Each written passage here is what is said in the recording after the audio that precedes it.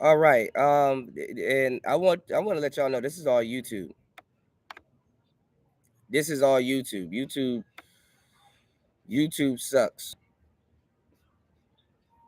This is why I don't like using a platform when it comes to live streaming. They don't have the tools to really do any live streaming.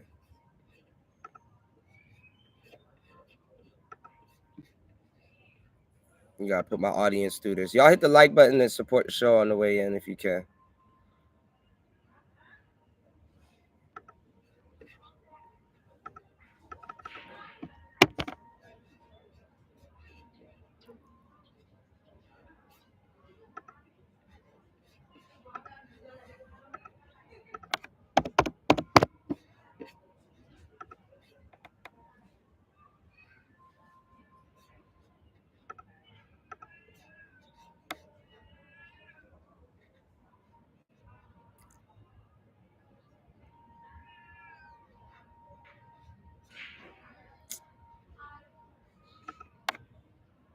Yeah, this is all YouTube, y'all.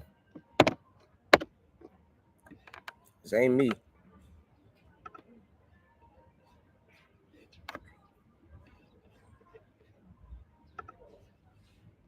We're gonna do this poll again.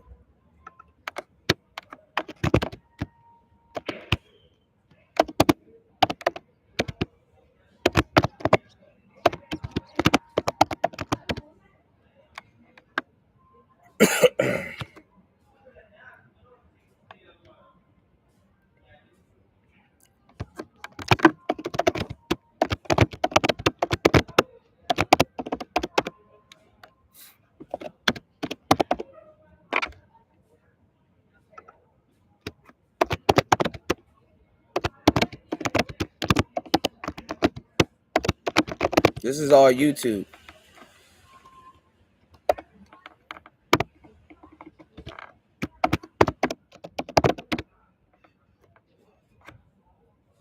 All right.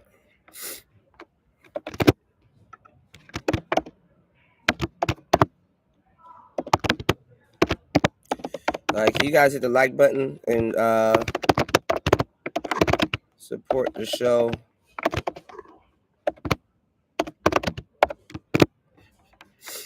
It'll be dark here soon. My bad. I'm sick.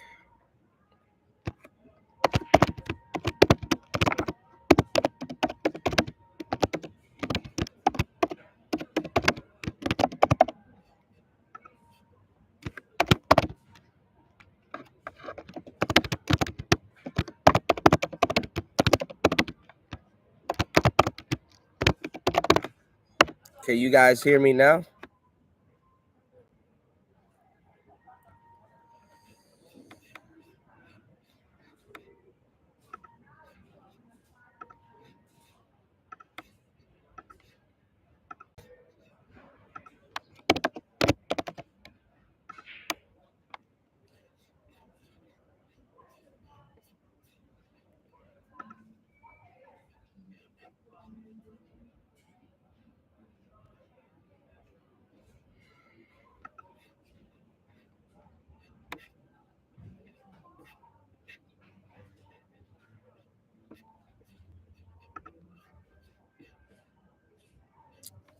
What the fuck? All right, y'all. You gotta do all this fucking menu diving just to get to one fucking video.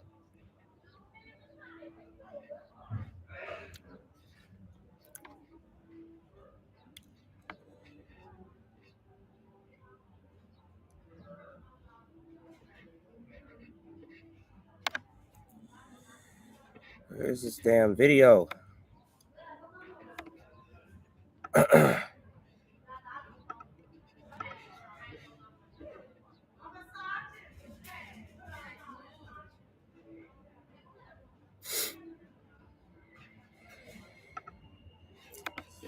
Now the video, did he take it down?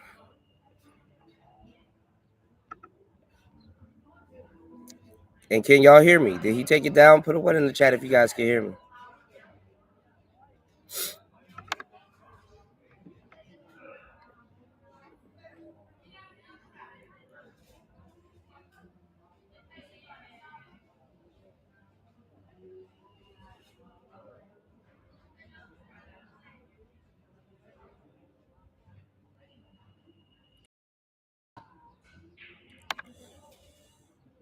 Hold on. I wonder if he took it down.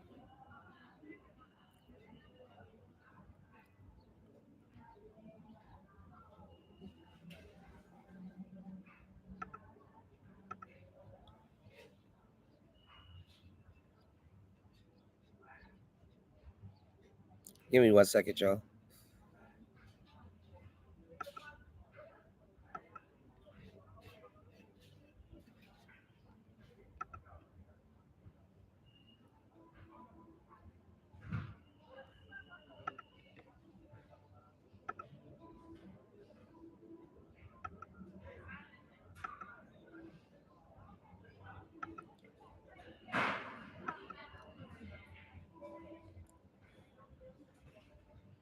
Hold on.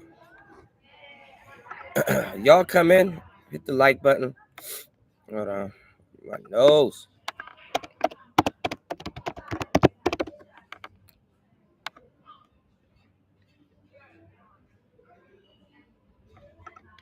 All right, here it is.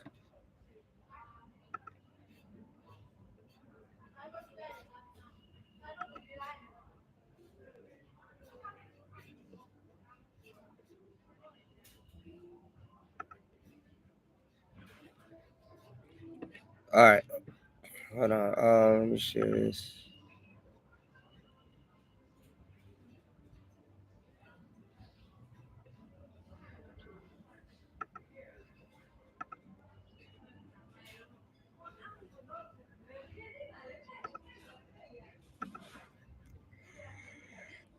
All right, let's do this. Get into it. The chocolatey Confucius, the black Moses, the deliverer. I'm also the man, the spirit of Elijah. I got one job, one trabajo, and that is to slap Mitches. I got more nicknames than anyone in the game, but in case you forget those names, just call me CGA, See God Allah. And in case you forgot, I be the 14-time demonetized champion of YouTube. We got a presentation. I know the football game is going to be kicking off. We don't want to interrupt the football game. We'll probably get into the first quarter, and I don't want to make this video very long. I know I do long live streams on the Free Agent Lifestyle channel, the notorious one. And I'm the best at it, the best entertainment here on YouTube. But I want to make this pretty quickly and try to make this quick. I want to do 30 minutes, but it's probably going to be an hour. All right. But I really want people to watch and react to this video because most of you millennials and Gen Z have the shortest attention span in the history of time. But the purpose of today's show is not to create beef and dissension. I feel like as the King of Kings himself, I need to actually talk about how the manosphere destroyed itself. Now, this isn't going to be pointing at any particular content creator. For you to understand, the people in the comment section are going to verify and validate everything that I'm talking about. They disagree with this. Now,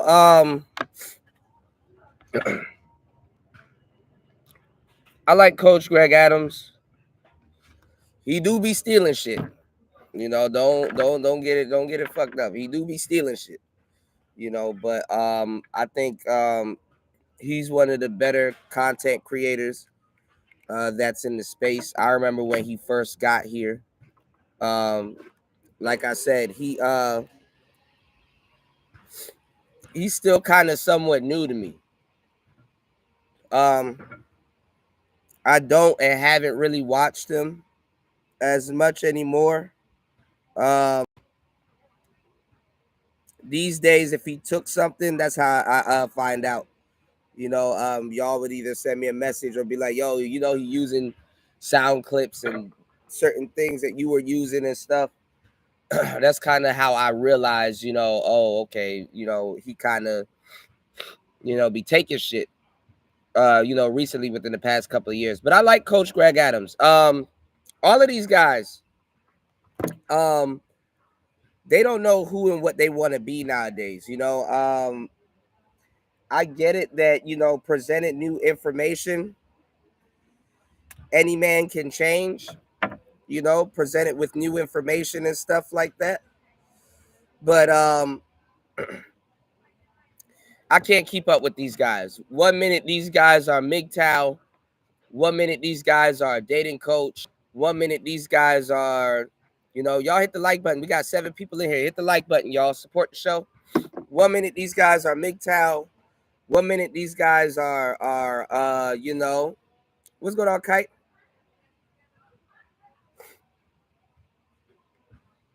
1 minute these guys are MGTOW. 1 minute these guys are SYSBM. 1 minute these guys are passport bros. 1 minute these I'm confused. I'm not sure what's going on now. 8 people in here. We can get 8 likes. Let's get at least 2 supporters. Let's start the show off right. So he was doing a live stream talking about how the manosphere destroyed itself. What's going on, Bros? Flat Power God? Peace to you, man. My bad, y'all. I'm sick, so I'm in pain right now, but got a show for you guys. All right, y'all hit the like button. And like I said, I like Coach Greg Adams, but at the end of the day, all of these guys did was grift, respectfully, and defaulted back to tricking. And we're gonna get in on the tricking in the next segment. So y'all hold tight. All right, so we're gonna break this down. Fair use. Not that it matters anyway. I'm demonetized anyway, so I need you guys to definitely support a OG that's been doing this for a long time. As always. Because like I said, everybody else, they can run their channel and do their shows the way they want. But the moment Cuda as a YouTuber tries to break down the video, or I'm gonna actually speed it. I'm gonna actually speed it up. I'm gonna actually speed up if it'll let me. Now I don't have an option to speed it up. Jesus Christ! All right, here we go.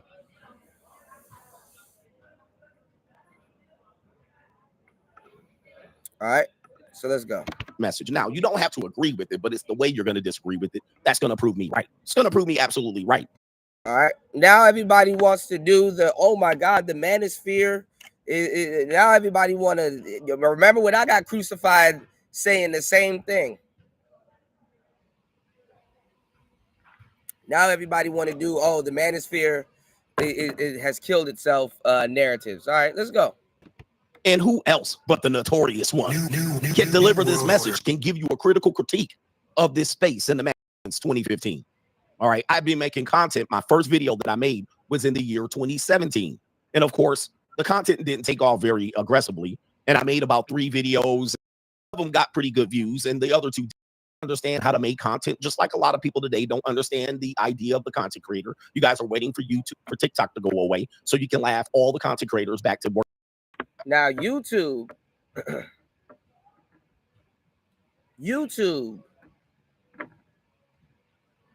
out of all of them, wanted TikTok to go away. And it didn't. So let's go. But once I figured it out around 2018 as I started to make more and more content, but I've been listening to this space really about 3 years before I started making content myself. Now, that is much different than what we're seeing today. Some people, a couple pieces of videos, and then they start making content. All right. And that's going to be one of the issues that we have in the space. But this is a critical critique of this space, as it, for me, watching it going on 10 years, being an active participant for going on 10 years, being in this space since the year 2015 and making content since 2017, and certainly going in, making content and an impact in this space since 2018. I'm an elder, an OG. I kind of know more about this space than people who are the loudest and the weakest motherfucking men. I know space than they do. All right. And that's just the bottom line. It's kind of like hip hop, All right. And yeah, I mean, okay, that's a declaration. He knows more about this space than the loudest and weakest people in this space. I mean, that's kind of really not a flex. Seeing as where the space is at right now. That's really not a flex. You know, it's really not a flex. The space didn't really go nowhere. We're still stuck on day one. I go. You know, these new heads think they know everything about the space, and they don't. Nor do they care, which is going to be why the manosphere is destroying itself. We just don't give any credit or credence to the past. Now, remember, the talking points are for everyone. You think you made it, Cuda? You think you created everything? What happened to that? Where them niggas at?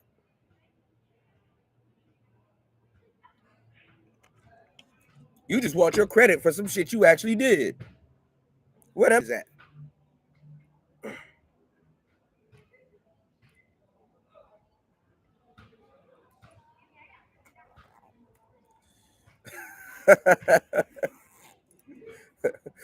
you just want to be recognized for something you did.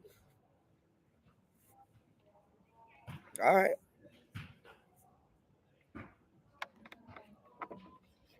Let's go. And that's when it's going to be another big issue that I'm going to address. If you want to contribute to today's show, $, the Notorious CGA on the Cash App. It's Venmo, Coach Greg Adams CP. It's PayPal, paypal.me/Coach Greg Adams. And it is near the description box, near the top of the description box on the Free Agent Lifestyle channel. And you can super chat by clicking the link on the top of the live chat on the Coach Greg Adams channel. All right. It's been a while since I put in work over here. As you guys see, many people don't know I have this channel. Many people don't, they're not aware. They watch me on the Free Agent Lifestyle channel. They certainly not aware that I have this channel. And I haven't been on the channel for 3 years. All right. For people that don't realize, this channel was booming circa 2019, 2020, and 2021. It became fully demonetized since 2021. And from that particular point, this channel gave me a fucking stomach ache. All right. It gave me a stomach ache. All right. It was very for me to go through, not just because of the finances. It was because all of the work that, frankly, I was one of the first people since the adpocalypse to be demonetized. So it was a gut punch, and I didn't know what to do with the channel. So what I did was I went over to the Free Agent Lifestyle channel, which I had already had, and there was already about close to 50,000 subscribers over there. It was monetized, and I just went over there. All right, and I put in work for another 2-something years, and I kind of left this channel by itself. It still has 240,000 subscribers roughly, and the subscriber count goes down when you don't post content. Not only that, you can't even search it. All right, on YouTube. If you search my name on YouTube, this channel doesn't come up. And that's simply a part of not being active, all right, for 3 years. I put some replays over here now and then, but it hasn't been a very active channel. So welcome to all the people that didn't know about this channel. I deleted probably 90% of the videos. And after I got demonetized in an attempt to get remonetized, and it just wasn't going to go. This channel forces all my other channels to get demonetized once YouTube figures it out. And we're going to talk about that when we talk about censorship in this case. All right, we're going to talk about that because that's a big point in this space. But let me give up the first point, and a lot of people are going to miss this, but I wish they didn't. But this is a critical critique here, and I'm going to go through some things. I'm going to show some slides about what's going on here. Now, let's see here. Let's see if I can pull this up. I think I supposedly screenshotted something that I was supposed to present. Okay, where did it go? All right, what happened? Okay, I'm still on Wi-Fi. So if I have any problems, I'm still on Wi-Fi here, so I see what happens. I'm going to share this to my other channel or my other computer. And shout out to all the content creators that are out here under their other profile, right? They're under their Sneaky Pete profile. They watch me under their Sneak profile all the time. So shout out to you. They're gonna watch this. They're gonna watch this because they're gonna be curious as to what I say, and if I'm gonna be beefing with anyone in particularly. Just know that I'm not here for beef. All right, I ain't here for no damn beef. All right, you know what I got to do? All right, I got to send it to my phone. All right, because I think because I'm on the live stream, I'm on live. We're doing it live. It's not allowing me to send it. So I'm going to have to send it here. Then I'm going to have to send it to my Mac Studio. There you go. You heard it. All right. You heard it.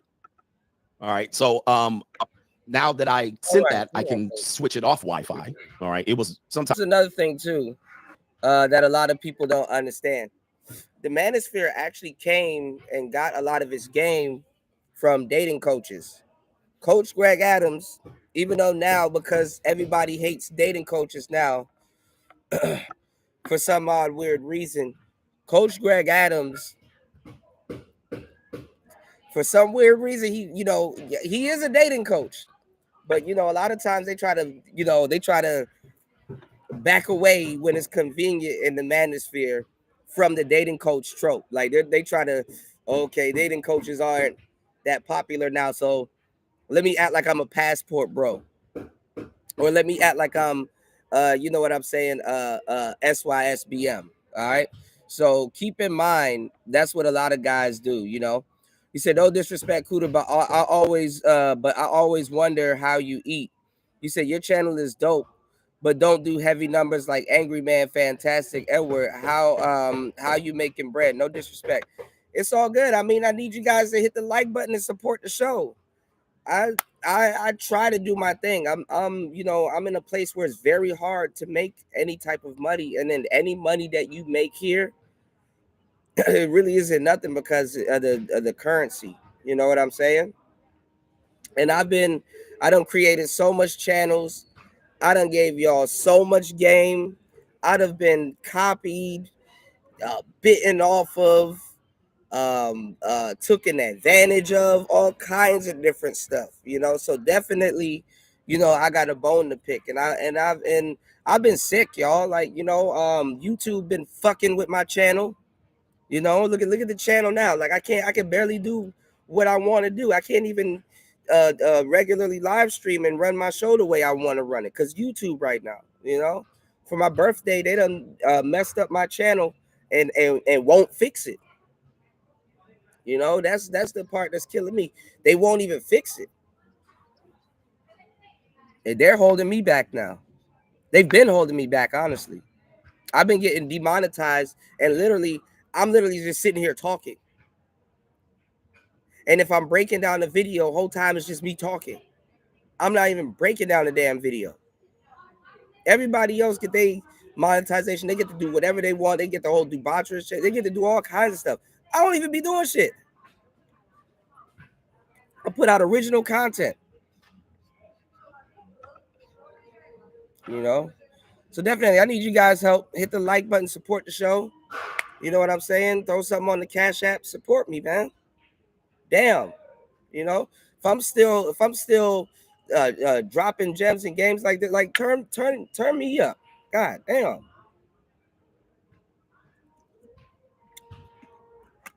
This shit is ridiculous.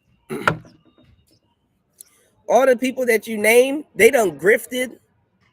They done try to assimilate the other people's channels and stuff like that. They did the what space? They not even in the space. All right, let's get back into it.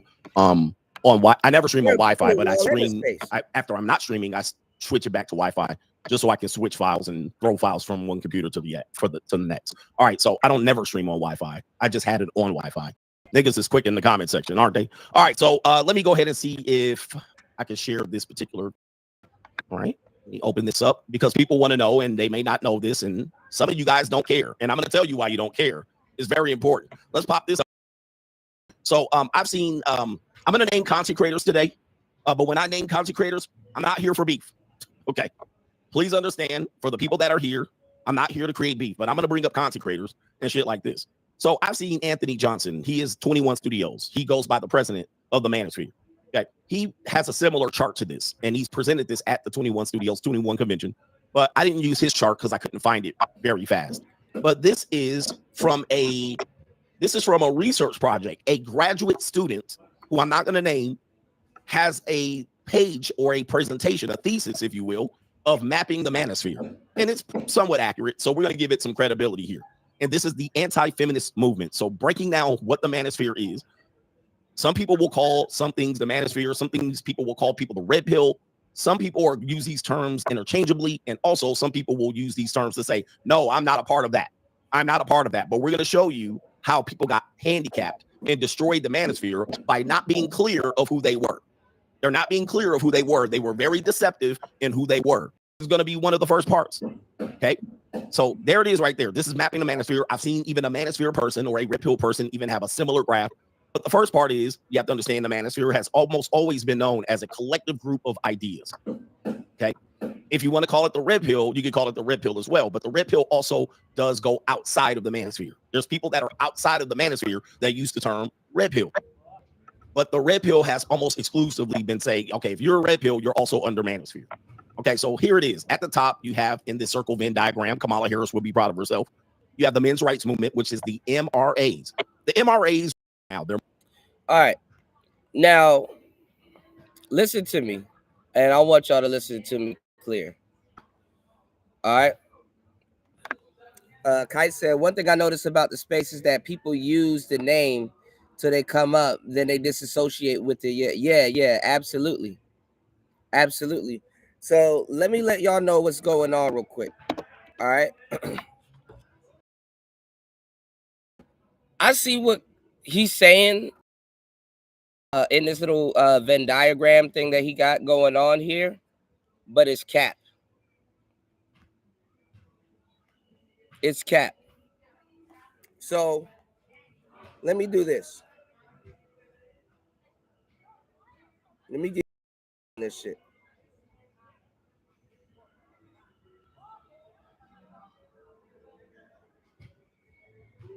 Hold on.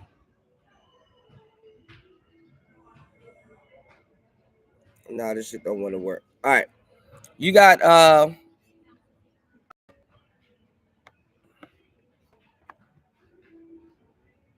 now I don't want to zoom in. All right. Well, hold on. All right. Let me show you how somewhat cap this Venn diagram. So let me tell y'all what happened before Coach Greg Adams even got here. I'm not saying he's super wrong. I'm not saying he's new, but let me give this education to you of what happened. What I tell you guys always happens, and it's gonna happen again. It has happened already, has already happened, which is the wall of silence. Okay, which is the wall of silence. Okay, number one, MRAs are not, and I'm gonna say this again, MRAs are not a big collective or group of men. Actually, the majority of men that were MRAs back in the days, they were fathers fighting for custodies. They were fathers fighting for, visitation rights and stuff like that. Those were the only real male rights activists. Okay. They were basically fighting for men's rights to see their children. You understand what I'm saying? Those were dads and people and guys that were fighting for men to be able to raise their family. It wasn't really centered around males' rights. It just basically started off with visitation rights and things like that. MRAs back in the day were mainly white guys. I'm gonna give y'all the game. I'm telling y'all the truth. But they were a small collective of men, because mostly men we don't really do shit. We just kind of, sit back and just let shit happen. And then when it's undeniable, that's when men want to stand up and do something. So what happened was we had something called the wall of silence. And the wall of silence happens with almost every man. Okay? Regular into this stuff or not into this stuff, meaning that society gets to a point where men just they don't want to participate anymore. They're like, fuck this, I don't want to do that. It ain't even about bitches. I don't even want to work. I don't even want to contribute to this thing that we call the world. Because the thing is that men are judged by what they can offer the world and what they bring to the world, whereas women aren't even judged honestly like that. But women are judged by, what can the world do for me? What can the world bring to me? What can men do for me? What can men bring to me? What have I received? What have I You understand what I'm saying? It's a lot different. So when you have a lot of guys that are waking up and all at one accord, it's not like, oh, well, one group woke up and then the other group start waking up. No, there was a whole bunch of guys that were kind of coming to a crossroads when it comes to the system and things that happened in the system. And out of all of these guys, MRAs is the smallest group, because a lot of these dudes weren't going down to the courthouse. A lot of these dudes was staying up out of them people faces. They wasn't really fighting for men's rights and stuff like that. They were just basically fighting for men to be able to see their children, because they did not like how women was weaponizing the state and the government into stopping them from being dads. Okay, that's where the MRAs came from. Nothing more, nothing less. The MRAs wasn't talking about nothing more and nothing less. So when the wall of silence came, and you had a whole bunch of other guys from different avenues and walks of life saying, "Hey, yo, I'm not about to participate in this thing." That's when it all came together and started forming some of the beginning of what you know as the manosphere today. Now it's changed. You understand what I'm saying? But the manosphere has always been around prior. All right, MRAs are not a crux in what happened in the manosphere. But let's get it. Mostly boomers or older Gen Xers. Not a lot of people go under the umbrella of the MRA, but circa 2009, 2010, 2011, and even before that, shout out to Paul Elam, the MRA movement almost was exclusively the lead part of the manosphere. No, it wasn't. Okay? It was the lead part. It was the biggest, most vocal part. Many of them were. No, it wasn't. No, it wasn't. No, it wasn't. Before any MRA did anything, the dating coaches was the lead of the manosphere. The MRAs were not leading the manosphere. Most men didn't even know MRAs existed. That's cap. MRAs couldn't lead the manosphere. They're in court. Couldn't lead the manosphere. All right. And honestly, I'm gonna tell you the truth. A lot of MRAs were simps.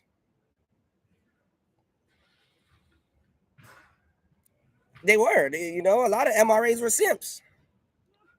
So they wasn't ready. They wasn't spitting no manosphere shit. A lot of MRA dudes were tender dick dudes that couldn't see their kids. Let's keep it 100. Or prior to YouTube, but many of them did migrate to YouTube from blogs, written blogs, and books. Many of them migrated over to YouTube. Now, many of these people did not produce great content, but they had a lot of talking points and instructions. From there, we'll go to the bottom, which is the PUAs, the pickup artists. They are associated with the manosphere. All right, no. All right, now the PUAs and the pickup artists did not become associated with the manosphere until later. PUAs and pickup artists, the manosphere that y'all know today, PUAs predate the manosphere that y'all know today. Y'all not even in the manosphere. This ain't even manosphere, to tell y'all the truth. The manosphere died in 2018. If you want to be technical. Pickup artists predate the manosphere that you guys know today. Let's go. No matter what they say, I'm not in the manosphere. They are in the manosphere.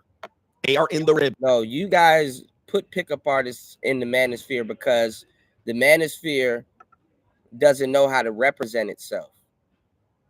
They have no representation. We have no flag. We have no type of crypto. We don't have nothing. So the pickup artists, they're not a part of the manosphere. They're not a part of the manosphere. They only became a part of the manosphere after. Okay? The reason why you have a lot of red pill guys and guys that are in the manosphere now was after the pickup artist era, because they felt that they were wrong. They felt that they were lied to, and they felt that dating coaches played them. And that's when they turned red pill. The same thing with the MRAs, and the same thing with a lot of the SYSBM cats, the Ibmore cats, and all these other cats. The pickup artist is originally not a part of the manosphere. Even though the dating coaches were the manosphere and they predate everything, the pickup artist was something completely different that ended up becoming a part of the manosphere a little bit later, after dudes thought they were being gypped. But they weren't being gypped. They were lazy. They didn't have no game. They were average, frustrated chumps, and they didn't know what the hell they were doing. Until this day, they still don't know what a pickup artist is, what one does, and what he facilitates and what he does. So again, wrong again. Okay, the pickup artist only became a part of the manosphere in hindsight, because a lot of those dudes that couldn't pull off any of that shit started coming to the manosphere and claiming to be red pill, and a part of their red pillism is to denounce dating coaches and pickup artists and stuff like that. All right, so let's go. Pill. Now, the pickup artist was a collective group of people who I call nerds, but I'm not trying to diss. A lot of Most pickup artists weren't even nerds. A lot of them were, but most of them aren't nerds. nerdy guys that basically took the writings and the music of our generation, the 1990s music, pimping. They read a couple of pimp books, and then they also evolved it into a nerd science of approaching women and kind of manipulating women to get dates, or as they say, get laid. All right. So their whole purpose was to get laid. So what their purpose was, they dominated the YouTube space to the point right around 2015, a lot of them started to get television shows. All right. Now, if you know anything about pickup artists, their whole purpose wasn't to get laid. Their whole purpose was to pick up. The whole purpose was to pick up, because after a lot of them did start getting women and a lot of them did start getting laid. But the thing was, it wasn't even about getting laid, and it wasn't even about the women. It was about actually perfecting being able to pick up. That's clear as day. If you were around then or an actual pickup artist, you would know that. Their whole thing was about pickup. It wasn't really about women. That's why pickup artists ran into a problem where they can get a bunch of women, but they couldn't keep them. So their catch hand was really good, but their keep hand was bad. Because after a while, a man doesn't want to keep catching and catching and catching and catching. After a man knows that he can catch, what's next on his agenda? To keep. He's not a quality. Any man can catch a woman, at least for a day. But if you can't keep one around you or maintain a relationship with one, then what does that mean? So that's why pickup artists kind of, some of them turned red pill and some of them turned, SYSBM or passport bros or whatever. Passport bros ain't even a part of the manosphere. It just recently became a part of the manosphere. Because back in the day, the manosphere had travel bros. And then once niggas start bastardizing shit, that's when it became a part of the manosphere. Dudes in the manosphere used to run passport bros up out of here. You could never say you were a passport bro. If you, man, y'all are new, man. Y'all don't even understand half the shit that y'all be talking about. If you claim to be a passport bro in the manosphere prior to 2020, you might as well have just got in front of all the men in here and claim that you were a PDF file. Because that's how they looked at them. The original red pill and manosphere dudes were not trying to travel to go get women. They didn't even care about that. They were trying to make things right with Keisha. They were trying to fix things on the home turf. As a matter of fact, they looked down on foreign women. If you are a foreign woman and you didn't come to the United States, they didn't care about you. Honestly, you were referred to as a dirty foot. Now all of a sudden, y'all want to be like, oh man, these women are wifey and these women are, man, shut up, man. So this is how people rewrite history and lie to you. Yeah, the manosphere was not a part of no fucking passport bros, or the passport bros weren't a part of manosphere. As a matter of fact, the passport bros had pride in saying they wasn't a part of the manosphere because they knew something the manosphere didn't. But let's go. Let's keep on with the lies real quick. They started to appear at television shows. So pickup artists, no matter how much they say they hate a certain sector of the manosphere, which is going to be critical in my assessment here, they are a part of the manosphere. All right. But unfortunately, they have faced a lot of backlash. And particularly, if you take those groups alone, the MRA, they got a lot of backlash, way more than we got today. The pickup artists got a lot of backlash as well. Now, the manosphere didn't, the MRAs didn't get a lot of backlash. Women just didn't fuck with them. They didn't care. They didn't care because being a men's rights activist wasn't enough. The reason why it wasn't enough was because women were winning in court. So a man showing up to court and not being vocal about exactly what he wants was just kind of like an isolated incident. It wasn't really like all of these men are rushing down to the court in droves trying to get custody of their kids. No, the men were showing up in court, but it wasn't enough. And the information that even some of the MRAs had, it had to spread to modern man. That's why back in the day, I used to give men the game about how to get custody of their kids, what to do, who to talk to, Go consult with my boy Squid Dawes and stuff like that. Even Steve the Dean had Squid on his show, and Squid would definitely, I would put literature in black men's hands. I would give men the game to actually be able to, anytime their woman started doing something, you got to go retain a lawyer as a man and run down to the court first and start the paperwork. Okay, today she's acting stingy. She's not letting me, see my child. She has an attitude with me and stuff like that. I think at some point she's going to isolate me from my kid. I need you to actually, document this because nobody believed you. So a lot of MRAs, they didn't speak up because nobody believed them. This is why a lot of guys drop the term MRAs. You don't hear MRAs no more. This is when they dropped the term MRA for red pill. A lot of MRAs went red pill because it wasn't just the women, it was the system. Okay, all of this happened when the wall of silence happened. You had your true force loneliness dudes, you had your MGTOW dudes, you had your MGTOW monks, you had your MRAs, you had your IBMORs, you had your red pill dudes, you had your SYSBM dudes, you had that is the manosphere. And all of those acronyms are declarations.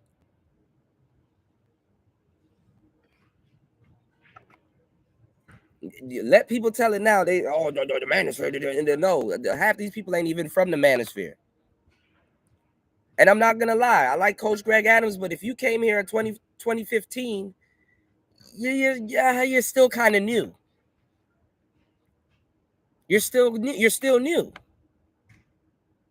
Yeah, you've been here for 10 years, but 10 years, I'm not gonna lie, ain't really enough. I've been here since 2004.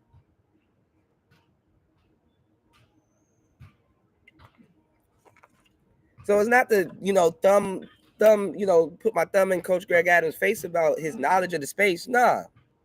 It's correcting what you walked into. It was a crime scene before you got here. All right.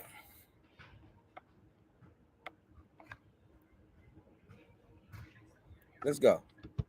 What's going on, Devin D? Good to see you, player. Y'all hit the like button on the way in. Support the show. We've been live for 43 minutes, and this is like my 5th attempt going live, y'all. Let's go. Well, because a lot of their tactics were seen as deceptive and manipulative, and also the people that claim to be pickup artists look like a nerd. All right, so it looked weird, the type of guys that were promoting it. It never was guys that looked healthy and fit. It was always kind of weird, kind of guys that developed language. That's not true. That's not true. And then half the time, half of y'all don't even know what a real pickup artist is anyway. That's not true. There's a lot of buff dudes that were pickup artists. Let's go. They had their own language. And what happened was a lot of women started to get a hold of this information, which a lot of people don't realize. We have infiltration in this space. A lot of women started to watch this, and that is where you started to see a lot of people reject the manosphere. So then you go over to the far left, which would be MGTOW. And that's not true. People were rejecting the manosphere before women came over and started watching it. Women just came over and started watching it because they were nosy. That's it. Nothing more, nothing less. Women came over and started watching it because they were nosy. And then on top of that, the women are players. Like, women will sit there and watch what the hell men are talking about to try to be ahead of them. And then sometimes too, you got women here in this space that watch and listen to this stuff because guess what? There's a couple of men that they used to date that got away, and she always wondered whatever happened to him, what goes on in a man's mind and stuff like that. And she got confirmation once she got here. Women by nature naturally are red pill. Women by nature are naturally red pill. That's why they have to live in a state of delusion and naivety, because they have to kind of sober them up from how real life is for them. Like, women, man, listen, let's go. We'll just keep going. Wow, men going their own way. That really started around 2012, 2013, 2014 with a lot of content creators. That's not true. Men going their own way started back in like 2007, 2008. You see? That didn't start in the teens. MGTOW started back in 2007, 2008.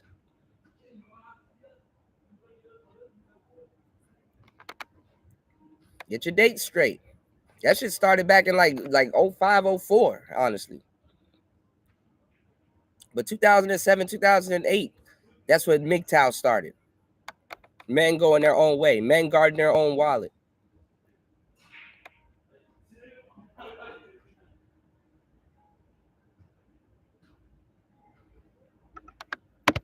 Never showing their face. So a lot of them were undercover. They had superhero names. Many of them were in the shadows. They never showed their face. They kind of hid behind profiles, and they were seen as very extreme. And I've been the one to tell you that MGTOW is definitely a result of the PUA. Now, MGTOW is not a result of the PUA. MGTOW is a result of everything. MGTOW is more of a political stance than it is a pickup stance. Y'all don't know what the hell a PUA is anyway. MGTOW is not a PUA. Actually, pickup artists wasn't even that big, especially in the black community. So where all these black MGTOWs came from? Huh? Where the black MGTOWs come from? MGTOWs came from the dating coaches. Pickup artists were a part of the dating coaches, but pickup artists only made a small percentage of the dating coaches, because guess what? The dating coaches was against pickup artistry. Come on now. Let's get into it.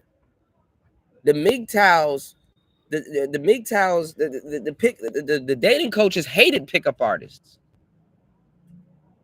The dating coaches didn't feel you had to use gambits and gimmicks and stuff like that. And then the funny thing is that pickup artistry wasn't just gambits and gimmicks. So that's another thing. See, you got to talk to people. This is how misinformation gets spread amongst men.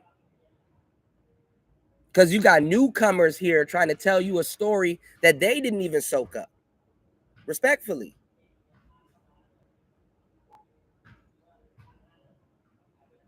Y'all hit the like button, support the show, y'all. Hit the like button and support the show. I'm giving y'all some real game. Nobody here in the manosphere is going to break this down the way I am. And I'm going to tell y'all the truth about this shit. All right. So MGTOW did not start in 2012 and none of that shit. Hell no. That is a lie. Okay. So a lot of people won't say it. So there are some groups, involuntary celibate, the incel, which you might say they're not manosphere, they're not red pill, but you have to understand from the outside looking in, they're manosphere. Now, let me tell you something. The pickup artists actually came from the incel community. The pickup artists actually came from the incel community. Dudes got tired of being incels. And what happened was, when they got tired of being incels, they're like, listen, all of this pussy floating around out here, I'm not about to be no fucking incel.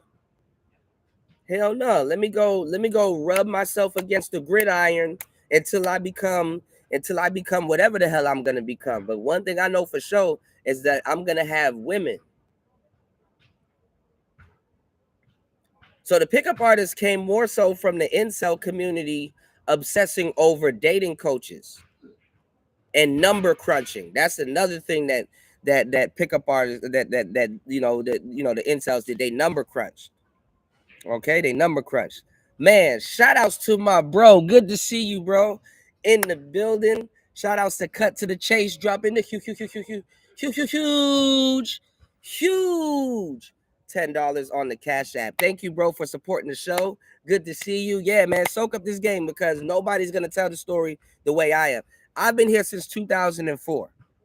Trust me, I know exactly what I'm talking about. You know, I know exactly what I'm talking about. I'm not going to give y'all no fluff because nobody's telling the story right. All right. And you can fact check everything I'm saying. You can go back and verify it. What's going on, UFO? So anyway, the pickup artists actually came from the involuntarily celibate crowd more so than the dating coaches. The dating coaches did not like pickup artists. Because also, too, the pickup artist was hitting the dating coach's pockets. The pickup artist was hitting the dating coach's pockets. And what a lot of y'all don't know is that a lot of dating coaches, their logic didn't hold up during the pickup artist era. The pickup artists finessed a lot of dating coaches. They fleeced them for their women. All right, let's go. Let's get it. From the outside looking in their manosphere. So MGTOW essentially was a collective of incels, red pill ragers, MRAs, young MRAs, and men that did not do well with pickup artistry. Now, on the outside looking in, yeah, you can say that. But honestly, the incels took the red pill knowledge and went completely left with it. And they called themselves black pill. And the black pill sector takes from the manosphere, but the black pill sector is not necessarily the manosphere, and they don't want to be, they're not necessarily associated with the manosphere. They're only associated with the manosphere by default. On the outside looking in, people were calling the black pill sector the manosphere when the black pill sector is something completely different from the manosphere. Okay? Those are doomers. Those are dudes that are blue pill raging. Those dudes aren't even black pill. The manosphere hasn't even gotten to its real black pill side yet. And it probably never will with the fuckers running around here now. Okay? So the manosphere, those black pill cats, they're their own sector. But on the outside looking in, everybody thought dudes in the manosphere were incels. They didn't even know what incels is. Incels is a manosphere word that got culturally appropriated by the black pills. This is where you start getting different racial jokes, inside jokes like curry cells, rice cells, chicken cells. It's supposed to be nigga, but you dig what I'm saying? So we got to get this right, and I hope CGA is listening to this because we got to get this right. Okay, this Venn diagram, I'm not gonna lie, it's not a representation of the manosphere.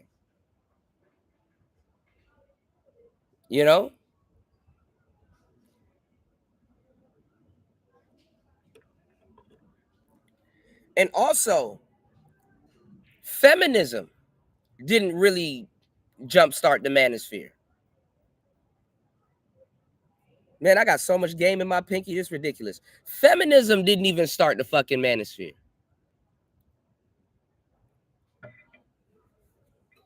Feminism didn't start it. Women's behavior started and kept the manosphere going more so than feminism. Individual women's behavior started it. Men that did not do well with pickup artistry. So some of those MGTOWs were a lot of men that tried pickup artistry and realized it was a crock of shit. All right. Now, this is true. And you heard me say this. I've said this a million times, but let's go. And so they migrated over there to say that shit doesn't work. If you guys study the manosphere, like I have been a student of, a lot of MGTOWs tried to do PUA. They tried to, and they failed. They didn't know what it was. For better or for worse. And a lot of them had a negative reaction to what these guys were teaching. So immediately there is destruction from within. So when I have this assessment, how the manosphere destroyed itself, there is a lot of destruction from within, and you have these splinter groups that section off that have a completely different purpose. Now listen, the reason why the manosphere destroyed itself was because y'all didn't do history. Nobody here was doing history. Nobody here was doing his story. Nobody here wasn't correcting y'all. Nobody here wasn't saying, "Hey, bro, that's not what happened. This is exactly what happened." Hey, I know that sounds funny and that sounds cool, but this is what happened. So nobody really corrected guys. Hey, bro, don't go in on the pickup artists like that, because half the shit that y'all and vocabulary and stuff that y'all are regurgitating, y'all don't even know it actually came from the pickup artists. Hey, don't run around hating on dating coaches here, because half the talking points that y'all use actually came from those said dating coaches. How the hell are you talking about how much you hate Alan Roger Curry, but you sitting up here using that man's vernacular and his talking points.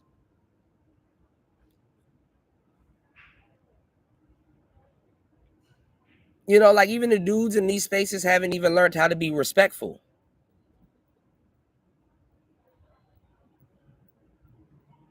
And that started creating goofy shit. Now you have anti-dating dating coaches that literally have built their platform off of intellectualizing dirty macking.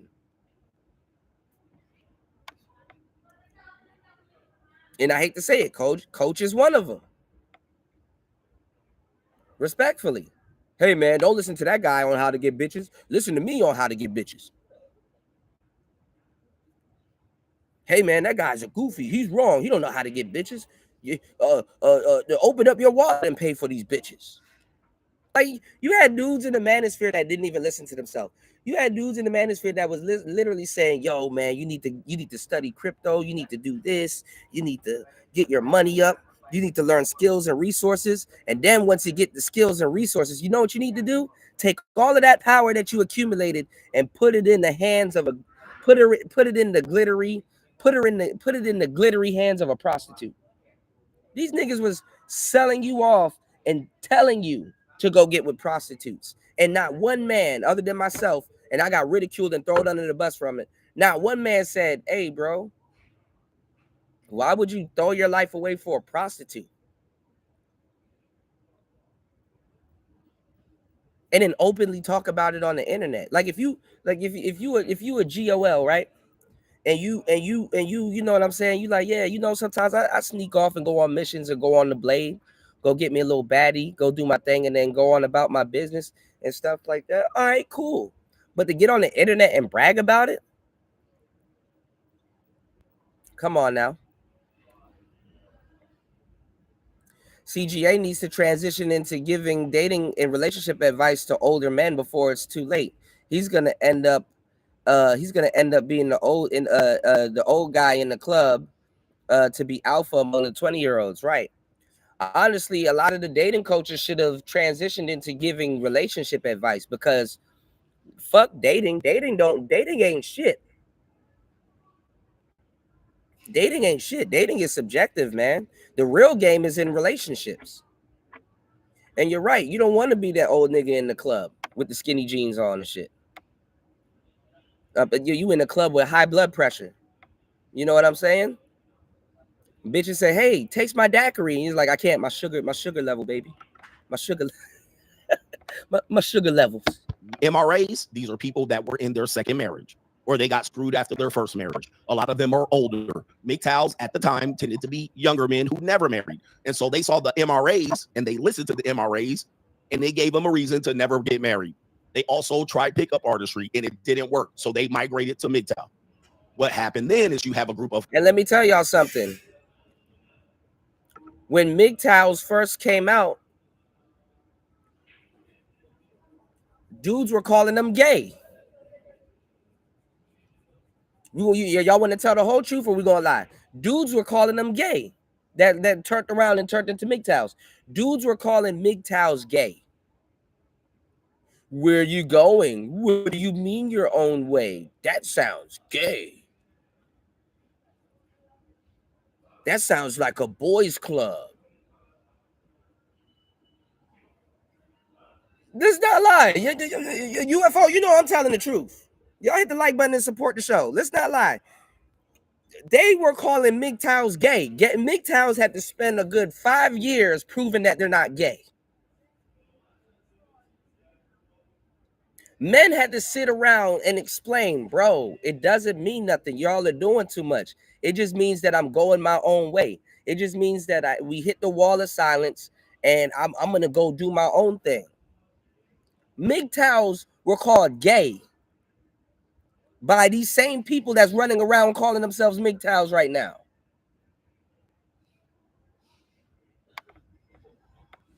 Pay attention and support the show, y'all. Involuntary celibates, and these men are called incels. Now, this is a pejorative around the world. So anybody in this Venn diagram is an incel. And I need y'all to stop stealing my talking points without giving me credit. And I'm not saying Coach Greg Adams, even though He's taking a lot of shit too that I've said, especially this type of podcast. But incels didn't make up the manosphere. The majority of the manosphere are not incels. They're just guys that had problems with women. Real incels were in the black pill space complaining about women. You could tell by the context of the conversation. Dudes were having problems with women because they were actually around women and they couldn't get sex. That doesn't make them an incel. That makes them a guy around women that didn't get sex. This is why y'all don't know what y'all talking about. The dudes that were around women that were simping, the dudes that had certain problems and stuff like that, they had problems with women, not the incels. Incels didn't really have a problem with women. They talk about women in more of a daydreaming or of a dream, more of a in a dream world. They talk about women in hypotheticals, and they worship women. The real incels were in the black pill sector, and the real incels, which I've told you guys, and my talking points have been getting stolen and passed around. The real incels were the married guys, were the married men that whose wife cut them off from sex. Because what a lot of these dudes are doing in the manosphere is trying to have in-house pussy. They're trying to have in-house sex, in-house coochie. That's really the whole point. In-house coochie. A reliable companion and relationship and in-house coochie. That's what dudes are trying to secure. A reliable companion, in-house coochie. And then maybe you'll think about the family later. Okay? The real incels are the married guys that can't cheat on their wife because they'll get drugged down to the courts. And those are the real incels.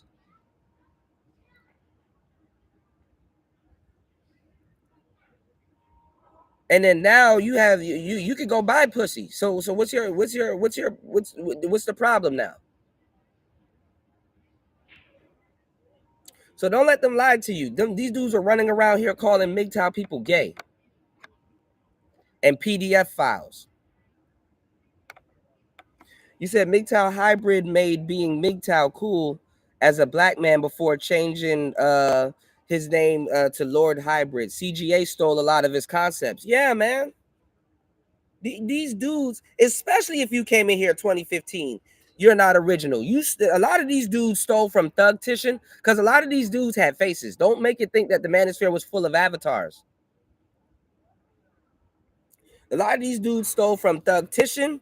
A lot of these dudes stole from Player Supreme, rest in peace. A lot of these dudes stole from Paul Proteus. A lot of these dudes stole from Ash Kwasi. A lot of these dudes stole from Tommy. A lot of these dudes stole from. There's a lot of dudes that just start stealing shit.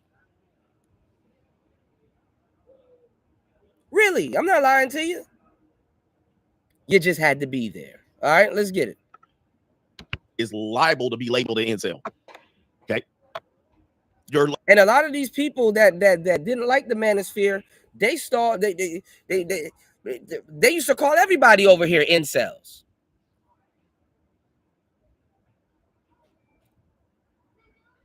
It was guys like myself, a lot of these dudes stole from Roosh V and pickup artists, Mystery and shit. Locaria. Listen, it was guys like myself that restored man's thought process. Because men, aside from women, because women really didn't feel it. Shame, let me tell you what shame is for a woman. Let me tell you what shame is for a woman. Shame for a woman is more so of an emotion than actual shame. Shame for a woman is more of an emotion than actual shame. Shame for a man is actual real shame. You dig what I'm saying? That's real shame. Men felt real fucking shame.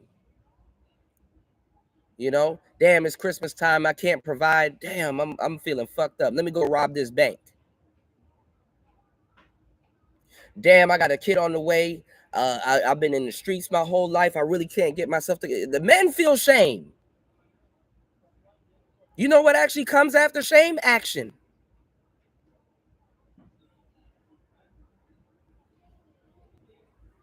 Women don't really feel shame. Shame is more of an emotion to women than an actual thing. That's why it was easy for them to beat it with the internet. There you go. What's going on, Royce J? Royce can actually give you the game on what I'm talking about. Royce was here for all of this shit. Royce know I wasn't lying. Royce knows when MGTOWs first came out, they were being called gay by dudes that claim that they're MGTOW now. These dudes don't even know Barbarossa, Stardust. These dudes wasn't even around for all of this shit. MGTOW did not start in 2013 and 2012. It got popular. But MGTOW was around 2005, 2008.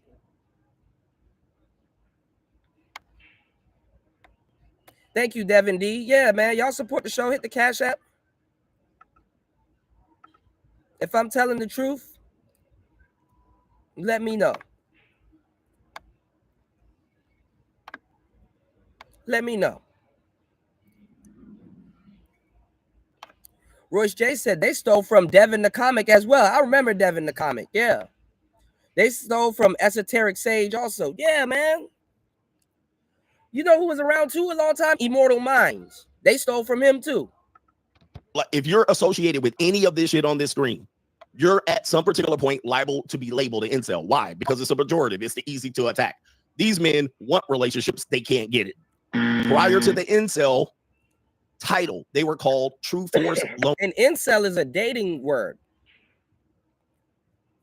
So again, for all of these people that's trying to come through and tell history, dating coaches predate the manosphere. Loneliness. They were trying to get into relationships, but they couldn't get into it. Many of these men were angry, bitter, and all of the other terms that you would say. Certainly aggressive and very dominant in the comment section.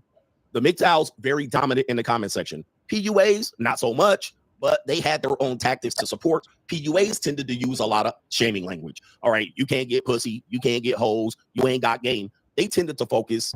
Now, that's not true. PUAs did not use shaming language. PUAs did not use shaming language. Dating coaches use shaming language. That's why PUA was created. You'll tell a geeky looking guy, yo, you ain't got no hoes, you can't get no bitches, and that nigga will take your girlfriend. As a matter of fact, the dating coaches and the guys that you see in the gym, like the Andrew Tates, the Andrew Tates, the big muscle bound niggas, those weren't real dating coaches. Like a dating coach telling you to get in the gym is fairly a new concept, even though, yeah, obviously you get in the gym, you take care of your body, and having a fit body can make a woman choose on you, because what it does is it hits a visceral part in her body where she can, where you know what I'm saying, where you look healthy and you can produce children. Mystery and all them people had to break that down for you. But Mystery, them niggas were doing drugs. All them niggas wasn't no gym dudes. Them niggas, first of all, because a lot of y'all remember back in the day, bronze, if you were a gym rat and if you were a jock, if you were anywhere associated with the gym, Royce will tell you, they would call you a jock. You were considered stupid.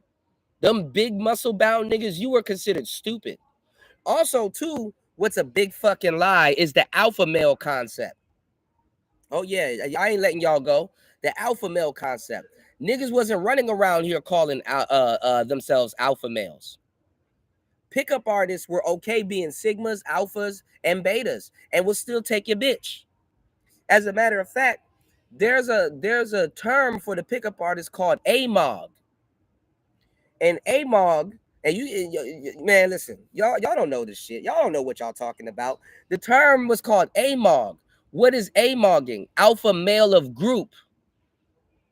So the pickup artist will try to identify the alpha male of group and disarm him and take his woman. Pickup artists, being an alpha, like dudes wasn't running around calling themselves alpha males like that. Let's keep it 100. That's still a fairly new concept.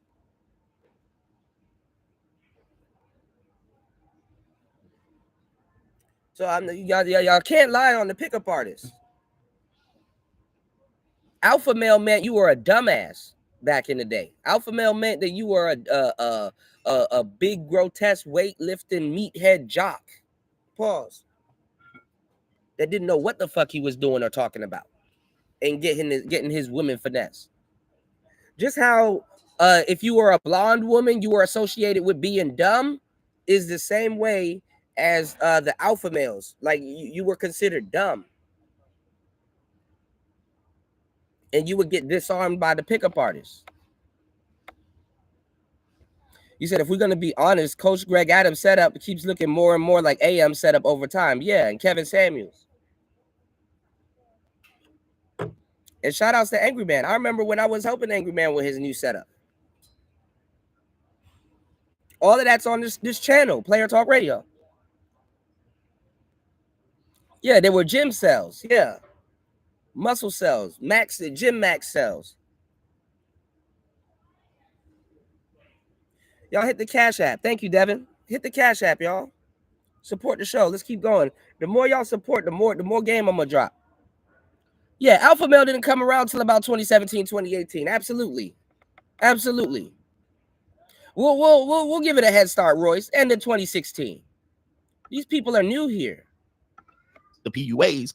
I'm not gonna lie. Respectfully, if you came here in 2015, you're still new. O'Shea is new.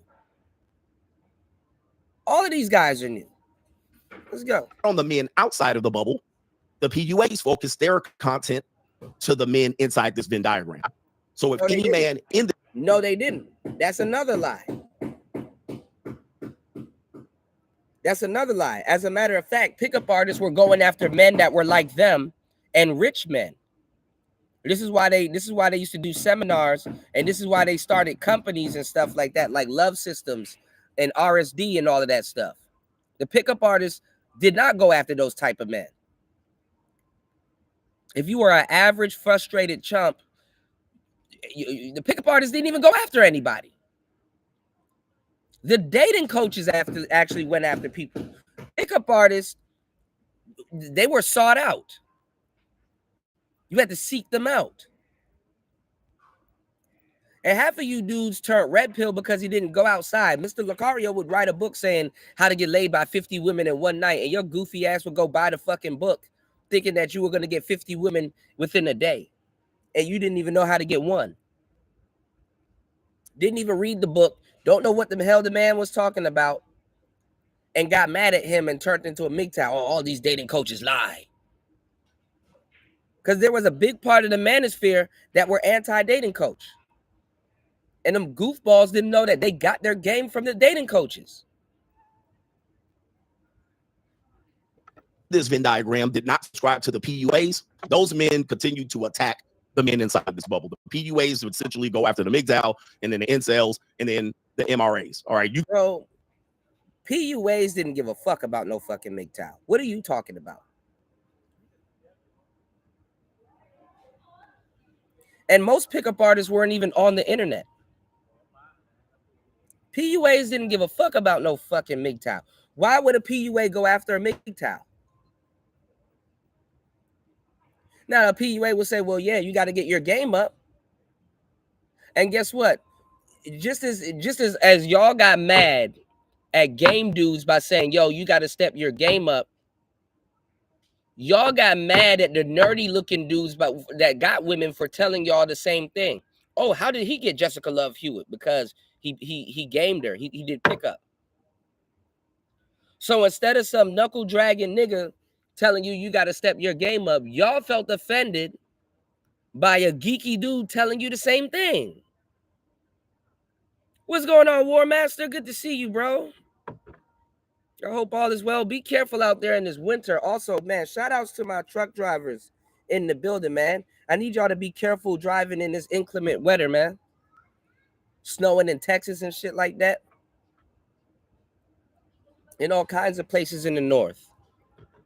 So definitely shout outs to my truck drivers. Make sure y'all drive slow and be safe, man. All right, let's get back into it. Because these people lie. These people were calling MGTOWs gay for a good 8 years. You guys just can't have game. You wasn't hitting it right. All right. So right along on side with the women calling MGTOWs gay. So the pickup artist would tell the MRAs you wasn't hitting it right. So these were a lot of this dynamics. And the pickup artist will never tell nobody you wasn't hitting nothing right. They will more so talk to y'all about the game than the fucking this is Coach Greg Adams, War Master. And shit, War Master been around for a long time.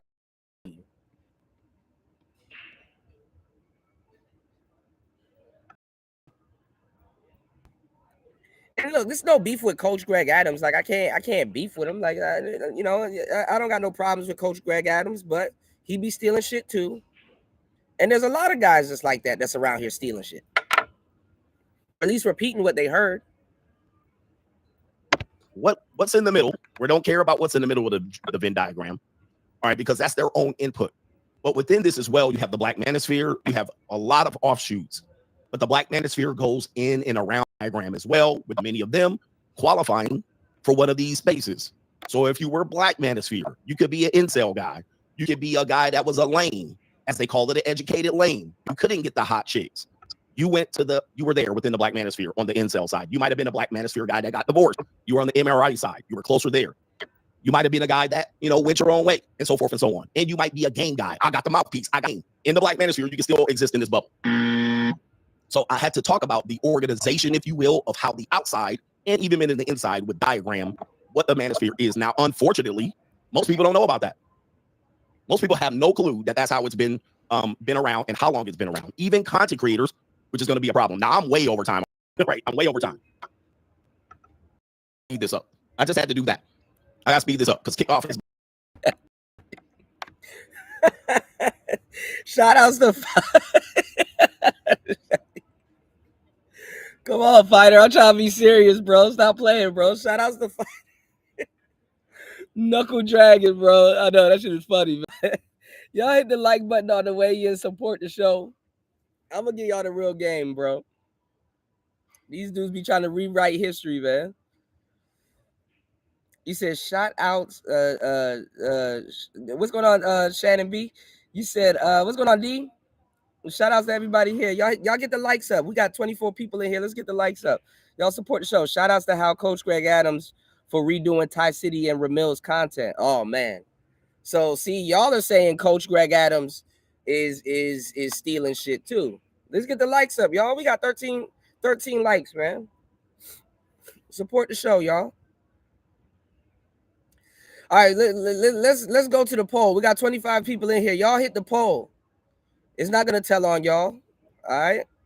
You say he irks me. See, a lot of y'all know Coach Greg Adams be stealing shit. So it's not me. So Coach, if you listening to this, bro, come on now. Not me. I want you to diss me.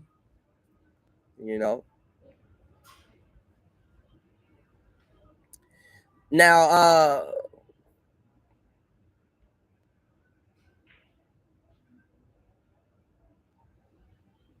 the question is Coach Greg Adams right or is he capping? 38% of you guys said that he's a part of the problem.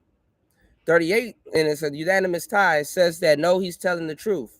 And then we got 12 and 12 saying he be stealing and lying also. And we got another 12 saying he's a legend and he's right.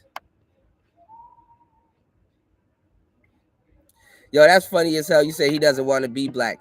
Let me tell you something, man. And when it's convenient, guys like Coach Greg Adams, they step back from the dating coach moniker. He's been dirty macking also, but they step back from the dating coach moniker. You know what I'm saying? When he gets invited to the 21 convention, as a dating coach, all of the guys that spoke at the 21 convention, they were black dating coaches for the most part. Yeah, the pickup guys were there also, but if you look at more of the white speakers, they were more talking more about politics and certain different things and stuff like that.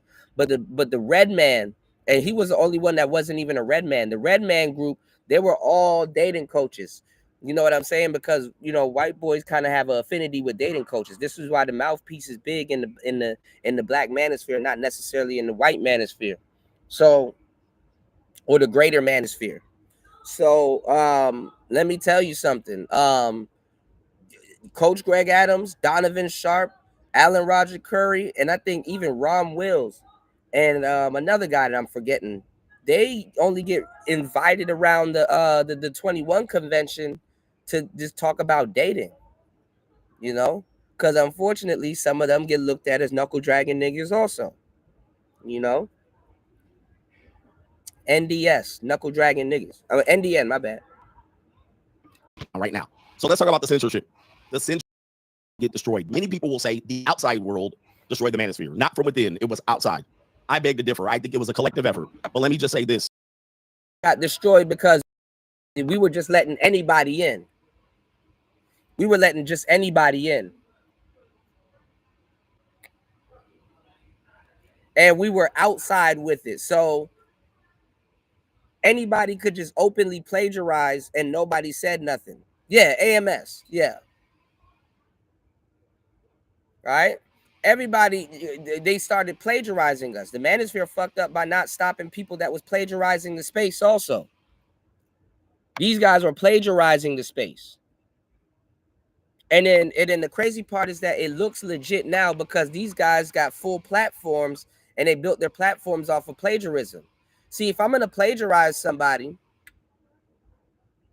I could take all of the money that I made by plagiarizing somebody and create a platform with it. And guess what? I could create. I could try to legitimize myself to the new people that are coming in. That's also going to plagiarize. Because my thing is with a lot of these guys, right, that steal from here, they know the space exists, but they act like it didn't even. It doesn't even exist. They act like the space never existed. These guys act like they never seen an Angry Man video or a Cuda or a or a LAR. O'Shea is from here and he be plagiarizing. Let's get it. Let me just say this. The manosphere has also been credited, including the black manosphere, has been also credited with more or less the election with Donald Trump. All right, whether you like it or not. All right, hold on for a second. Let me stop sharing for a second because I don't know where my damn button is. Where's my button? All right, hold on for a second. Shout outs to UFO Kamikaze. A lot of people don't know that. Steph is Cold is a C Boogie clone. Steph is Cold actually brought C Boogie had to get rid of Steph is Cold. I hate to say it. C Boogie had to get rid of Steph is Cold because people were knowing and learning about Dom Game Division and his they knew more about his business through Steph is Cold than what you call it than C Boogie. And C Boogie didn't like that. You know, Dom Game Division, that was my shit. You know, Steph is Cold made his shit more popular than he did. And instead of being a real gangster and playing in the background and stuff like that and still doing his videos and letting Steph is Cold push his brand, he ended up sabotaging that. Because like I said, a bunch of new cats start coming in here telling you, man, you got to work out. You got to, you know. And there's nothing wrong with telling somebody that they got to work out and stuff like that. But honestly, like I said, there was in the real manosphere, if you were running around calling yourself an alpha male, you don't know what the hell you're talking about. You know. Now, I take it as a term of endearment right now. You know, it's okay to call yourself an alpha male now. But back in the day when it came to pickup artists and all that other shit, man, you called yourself an alpha male, you might as well call yourself food. You were a bait, you know? Alpha males got played by bitches, you know? The pickup artists actually made alpha males cool to a certain degree when people start culture appropriating them.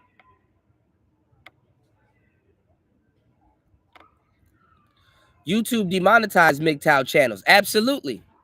Absolutely. And now look. And that's what I'm trying to say. Go look at the Whatever podcast. How they turned their whole channel into a manosphere channel. And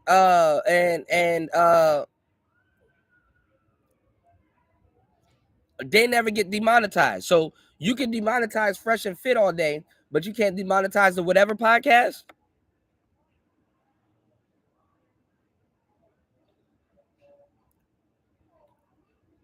Shout outs to Brother Love in the building.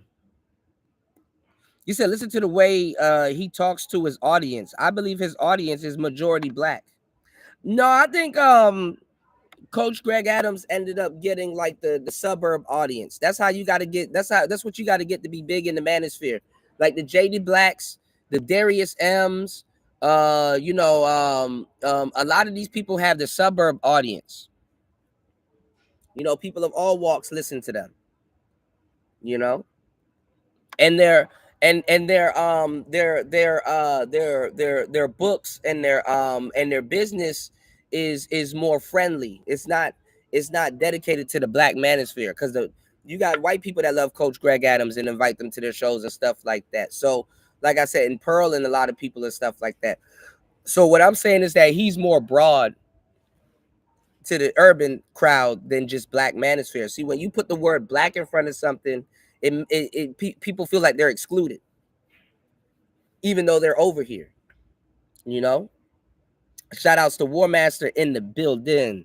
He said, compared to Steph, C Boogie was boring. That's funny as hell. Yeah, a lot of people. Yeah, that's another thing too. Like, I hate to say it at the time, because C Boogie was like kissing up to, like, Taz, Nyla, and them and stuff like that. And respectfully, this is just what happened. I'm telling y'all what actually happened. So, in a way, if you knew about C Boogie was funneling people to Stephon Clinkscales. See, y'all know him as Steph is cold. We know Stephon Clinkscales. A lot of people that used to be here ain't here no more. Who remembers my boy Super Triz? Where's Super Triz at? We know Stephon Clinkscales. You did? He said, remember when Steph used to go live with the hoodie and glasses on, looking like a C Boogie? Oh, that's funny as hell. C Boogie stalker shit was weird. That's funny as hell. You said, I believe he said it himself. Right, but the majority is black. Yeah.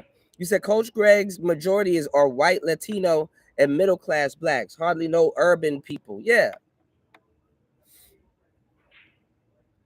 He said, I listen to him, but I turn him off when he starts to go in on black/black males and men. Okay. So that's why you say he hates himself. Gotcha. Let's get these likes up, y'all. Let's get these likes up. Let's get 10 more likes. You said being original carries more weight than just being entertaining. Being entertaining eventually becomes clown shit. Absolutely. Y'all turn the show up, support the show. Let's get it. Yes, I like Steph is cold. He turned it into what he needed to turn it into. Oh, there it is. All right, I see it. All right, for some reason my screen moved around. So let me pull this up. So in this current or past election, Donald Trump the manosphere has been credited for at least connecting to Donald Trump. Now, that is because the manosphere also has been said to have a far right. Now this is bullshit. This is bullshit. And I'm saying that, and I'm in the manosphere. This is bullshit. The manosphere may have had some influence on Donald Trump getting elected, but I'm going to tell you some real shit. America was going to elect Donald Trump anyway. I can't even give the manosphere fucking credit for that. America was going to elect Donald Trump anyway. Put a 1 in the chat if you think that I'm right about that. America was going to elect Donald Trump anyway. Niggas is tired. Fucking Kamala was like, we need to get you back in the business. We need to get you back to work. I know you Negroes like working at home, but guess what? We need to get your ass back in this workplace. Fuck no. America was going to vote for Trump anyway. We just woke your eyes up to some shit. Because maybe some people were on the fence. But there was a lot of dudes running around the black manosphere that were Kamala supporters. So no, you're not about to lie and say that. What's going on, Jay Green? How you doing, love? How is Miami? I meant to hit you up. I've been sick. As a dog, y'all. I'm doing today's show sick. Thank you, Jay Green, for dropping the huge $10 on it. Cash App. Thank you so much, love, for supporting Player Talk Radio. I wanted to reach out to you. I need to reach out to you on Instagram. How is Florida? I heard they got snow in Texas. Is it warm in the great Sunshine State? Or are you back home already? Because my do the week fly. Shout outs to Aqua Dragon in the building. You said, what's up, Cuda? This your Zodiac year. Man, I've been getting bad luck all January. I don't know. YouTube won't let me go live off of any other of my platforms that I paid for. So that's wasted money right there. That I'm gonna use for other platforms. So we're gonna take these shows over to Rumble, y'all. You know, we're gonna take these shows over to Rumble. So I'm gonna start putting the links in the chat so you guys can go over to Rumble, and we're gonna take these shows to the second channel until I get this fixed. Okay. Shout outs to everybody here today. We only need 50 subscribers to get to 4,000. So I got subscriber only mode on. If you are new here, make sure you subscribe. You know. And if you don't like what I'm talking about, unsubscribe. Unsubscribe, yeah. Unsubscribe.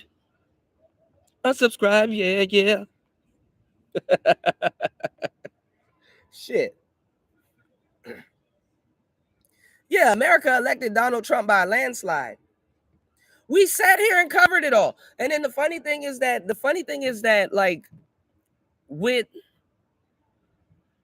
like, what am I gonna say? With all the shit that's going on in the world, it drove a lot of Americans to be extremists. Most of the people that voted Democrat, they weren't extremists. A lot of them were, you know, cool. You know, I had a lot of friends that I'm cool with that voted for Kamala, but it's just because they couldn't stand Trump. But most of the extreme people, we got 29 people in the building. We can get the likes up. Most of the extreme people, they either voted for, the majority of them voted for Trump. All the hoteps voted for Trump. If you want to call it racism, the racist people voted for Trump. The pro-blacks voted for Trump. Niggas with some sense voted for Trump, you know. But they had a lot of Kamalians in the building. So America was gonna vote for Trump anyway.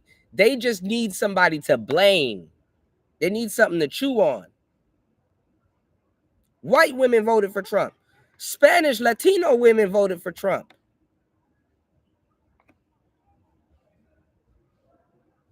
The Democrats want you to work so you can support everybody else in a lot of cases. Spread your tax dollars around. I hate to say it like that, but it's the truth. You said it was fire. That's what's up. I wouldn't have flown back to New York. Let me get a good week in Florida. Now I ain't coming back to no fucking. It's cold as shit up here. It's cold as hell. Yeah, it's heavy snow in Georgia right now. Like, what the fuck is going on? Heart machine, y'all. Cold. You said cold as fucking Florida, but there's not snow in the Jacksonville area for the most part. Yeah, I remember at some point, like North Florida got like hail at one point. You said I was almost at the club that burnt down in Miami. It was called Booby Trap. I remember Booby Trap. Okay, be careful out there, Jay. And that's another thing. Be careful of, because man, you know, when y'all go from these cold places to these warm places, the moment you dress down just for a tad bit, you get sick. That shit is fucking wild. I dressed down. It got warm at night here, y'all, and my ass, because it been cold and windy, right? My ass dressed down for like like a day and a half. Boy, I got back sick.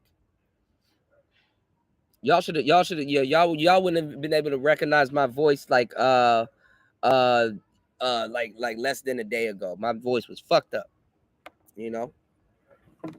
Everything good? How was class? Okay. Kill children on this planet. I swear to God. Father, bitch ass, fucking motherfucker, fucking right side, fucking. What happened? Hold on, y'all. Next to the computer and critiquing me how I'm a bad fucking teacher. Who? Somebody said that to you? A fucking father. I wish I'd seen his face. He would fucking knock the he wasn't in the view of the camera, but he was saying. That's what bitches do. Fucking they stand next and they pretend fucking their authority. I mean, this is the thing though, and I'm gonna say this because we're gonna talk about this a little bit later because this is something that I wanted to talk about. You know what's fucking funny? When parents, because they have dominion over their kids. Yeah. But there's a lot of parents that think that they can homeschool. And you know what's crazy? They don't require parents that are homeschooling to go get a TEFL. Well, why not? Or any type of certification. Yeah. You understand what I'm saying? It's okay if you want to teach your kids. Yeah. But don't sit up there and blame me if you ain't gonna teach your kid. Like, nigga, if you gonna sit here and critique, why don't you just homeschool him then? Well, he homeschool him. Because there's things that the kid will take from you that he's not gonna take from his parents. Exactly, and that's fucking listening. So if you gonna critique me over a little bastard that you can't even teach, don't say that to me. Fucking boy started crying. Pulls mom's skirt for everything she needs to do. Well, that's you're gonna be bullied tomorrow in the school. I'm talking from my personal fucking experience. Yeah, but hey. Said, I think that's but see, that's the thing. That's the West. The West is spreading everywhere. Remember we were talking about it, and these dudes are getting softer, because honestly, as a parent, he could have sat down and spoke to you. That they do it all the time. It's called parent teacher. It's called see your face and sit in front of the camera. Yes, it's called he turned off. Yeah, it's called parent. This is why they called it parent teacher conference. But this is such a disrespect. Yeah, what I mean? It's crazy. Hey man, tell his ass then switch classes then. Now the agent is gonna give me hard time. Hey, switch classes then, swap it out. I mean, the men nowadays are hoes, man. Yeah. I just don't like the way you said that. Don't talk to my child stern. That's such a beta male behavior, bro. I'm so sick of it. I would put him in the gym to fucking spar. No, it's all right. So he learns life. It's all right, man. Beta males will raise other beta males. That's how I was just talking about it here. All right, we back, y'all. You said New York is freezing. Like, I want to go back. Yeah, New York is cold as shit. And now I think y'all got some snow. You said, it's wild when Michi X was back in Trump. That's what I'm saying. And what's going on, Kane? Shout out to Kane, the God in the building. Capricorn's in the building, man. Yeah, and I mean, and not even that. I mean, everybody that was telling you that Trump was a racist and all of this stuff, they started supporting him out of nowhere. This is why a lot of men stopped following the church. This is why a lot of men stopped following Pan-Africans and Hoteps and all them other cats. Because the thing is that they can't stick to one thing. Y'all hit the like button on the way in. Support the show. Let's get it. Hold on. Let's go back. Let's go. All right, let's get through this real quick, y'all. Association. So you see what's going on here. There's a lot of connection here. So as people are saying the manosphere, let me take this back. People are saying the red pill has died. That's not true. And I'm going to show you why that's not true. It hasn't died. And I'm going to tell you why it hasn't died. I'm going to tell you there's still. And let me tell you something. The white manosphere is still here. Yeah, they had a lot of infighting, and yeah, they had a lot of stuff going on, but the white manosphere is still here. All right. Something here to gain in this so-called space. But unfortunately, you have to deal with lots of censorship. This article was the day after President-elect Donald Trump was elected to his second term. So people are saying the manosphere is dead, the red pill is dead. I beg to differ. But I'm going to talk about what part of the red pill died. All right, but nobody can talk about this unless you talk about the censorship. So I'm going to be frank and honest. Yes, this is the let me see if I can get the name right of this organization. Who-ish organization. This is the Southern Poverty Leadership Committee Conference or whatever it is. is when you talk about manosphere, you can't talk about it without using these labels from the outside world. Male supremacy. There's Paul Elam, one of the leaders of the MRA. Now, let me tell y'all something. Other than in small spots and in concentrated areas, there is no such thing as male supremacy. There is no such thing as male supremacy. Being a man is living life on hard mode. Honestly, when you look at the collective of men put together, what do they make? They make one big giant simp that has a ball and chain around his leg, which is his family. The family that he came from and the family that he creates. Man, y'all not ready for this, man. Y'all not ready for this. There is no such thing as male supremacy. Male supremacy means that women are running the show. I hate to say it, low key. And women know this. Women wouldn't have it any other way. Women need this concept to be out there so that they will have something to fall back on. Women don't want no fucking matriarchy. Women wouldn't survive in a matriarchy. There's too many of them. The idea of a matriarch should scare the shit out of women. Women don't even want to work for other women,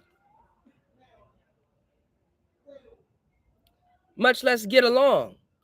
There she go. What's going on, Nicer? Good to see you. Oh, man, my good luck charm just came in the building. Shout outs to Nicer in the building.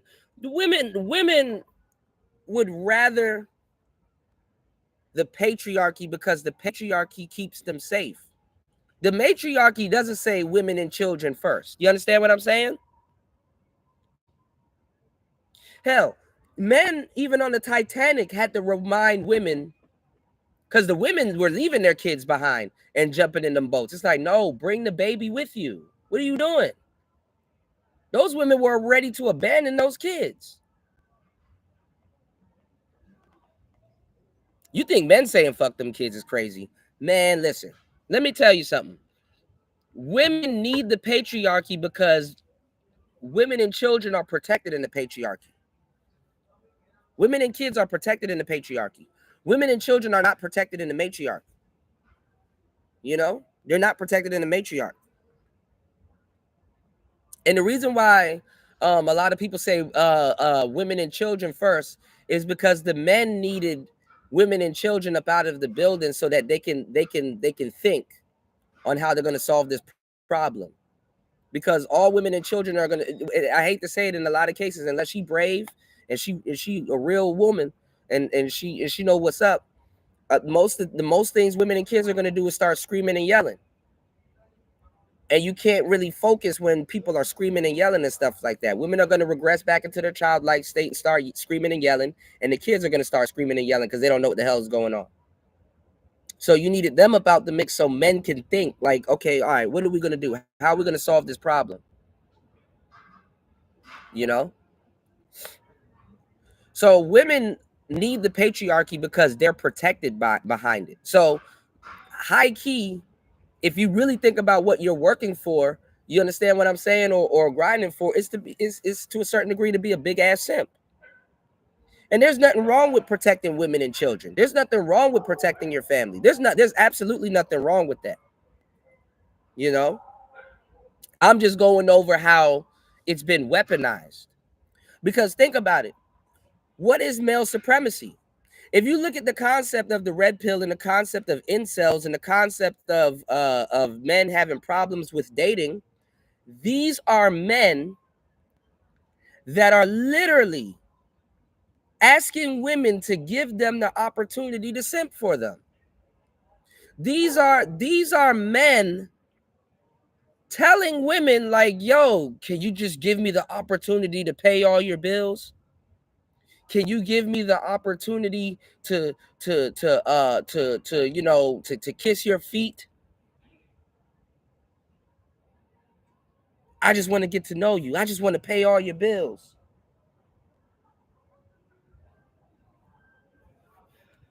And do all the things you want men to do that they're not doing. That's kind of really what it is. Thank you, Dicer. Dicer, I gotta reach out to you. I gotta fucking reinstall Discord so I can send what I've been working on to you. Hold on. Thank you, Devin D. Y'all hit the like button, support the show. Good. We got 23 votes. And we got, yeah, he's a part of the problem at the top. Wow. Okay. All right. So yeah, you know, there really is no such thing as male supremacy. All right. You have Rouge V, who was one of the associates of the pickup artistry movement, who said himself he works on broken women. And you have Mike Cernovich, who game doesn't only work on broken women. Right. All right. So as you can see, the manosphere, ideology-wise, all links up together. And what's the concept of what, like, listen to y'all. Do y'all even hear yourself? What the fuck is a broken woman? What the fuck are you talking about? Now, this is going to be critical when we get to content creators, because content creators are going to try to separate themselves from this, which it didn't work. Coach Greg Adams, you too included. I said it worked, but y'all didn't want to listen to me. And people tend to not want to listen to me because, well, we'll get to you in a minute. But this male supremacy, this is what the manosphere has been labeled as, and this is why. This is why. Right here, you have what you call counterintelligence. Counterintelligence. If you know anything about any movement, philosophy, group, organization that continues to have a quick rise, you will have this as counterintelligence. You will have discredit, disrupt, and destroy. This is according to FBI records acquired by the library. Now, this is new to y'all because when the manosphere first started, we were debating scholars. That's where the manosphere damn near start destroying itself when niggas start debating random bitches and shit that has nothing to do. We were debating scholars. You know, we had hit pieces in magazines and Lipstick Alley and the Grapevine and all that. We had all of them making hit pieces on the manosphere. When y'all started debating random women off the fucking street that don't even know what the hell is going on in the man, that's when the shit started, you know, because it was a crazy thing to watch regular dudes that were electricians and you know, tradesmen and truck drivers and stuff like that. It was crazy watching them intellectually bludgeon fucking the people that's supposed to be the scholars and leading the next, you know, the future world. Fathers and men had to come back and be like, see, fellas, this is the stuff that they're pumping women up with, you know, because back in the day, college wasn't even about learning and any of that stuff back in the day. It was just about seeding women's mind with feminism. Women were getting seeded with feminism. And now, like, look at God. Now look at how behind everything is. Women were getting seeded with feminism in the college days back in the day. And now, if you're a feminist in college, that's just to get your fucking foot in the door. You need to be full-blown jihad to be in college today. You need to be full-blown jihad to be in college today. You know? L. Gibbet University.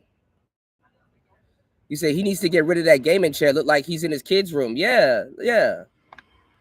Like I said, man, UFO, you were here when I was telling people to get all of these accessories and stuff like that. I got cursed out.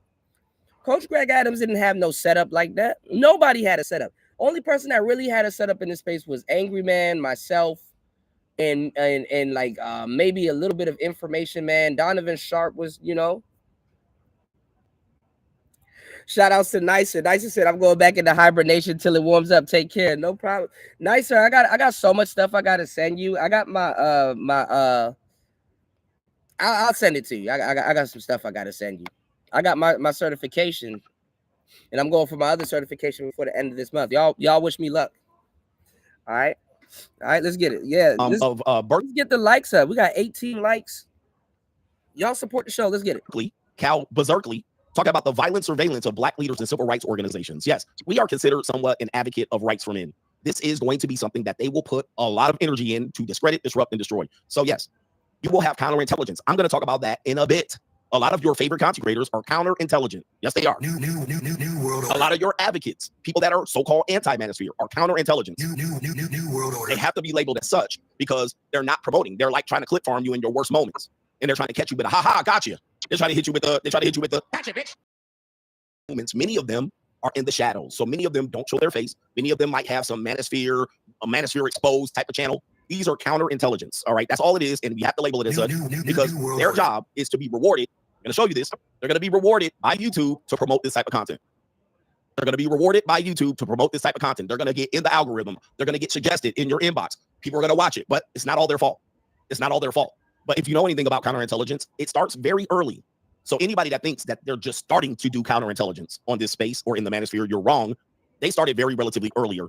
All right, way before 2018. Shout out to if you know anything about the apocalypse, the media was already. By the time you got to 2021, you had potential content creators that were counterintelligent. That was their true intent to do. All right, as somebody that's protected this space, like I said, we've been trying to stop a lot of people from infiltrating the space, even though a lot of people have infiltrated the space. It's not really counterintelligence. What's hurting the space more is that the talking points never move beyond the bullshit that we keep talking about right now. And I'm not going to lie. I mean, and I hate to do it like this because there's nothing wrong if you're an older man and you're single and stuff like that. But a lot of the older men in this space should have transitioned into relationship game, even if they came into space talking about dating. A lot of the older men in this space should have transitioned into relationship game. So it's kind of crazy, you know what I'm saying? Watching men in this space, not transition into, the relationship game. You know what I'm saying? So you have a lot of the younger cats in this space looking at older men talking about dating and tricking and all of this goofball shit. A lot of the older cats in this space just resorted to just start telling you the trick. And that's not helpful game. Bro, look how long I've been doing this. Like, you don't think that at the end of the day, I could have just told young cats to fucking trick? You don't think like nobody thought about that?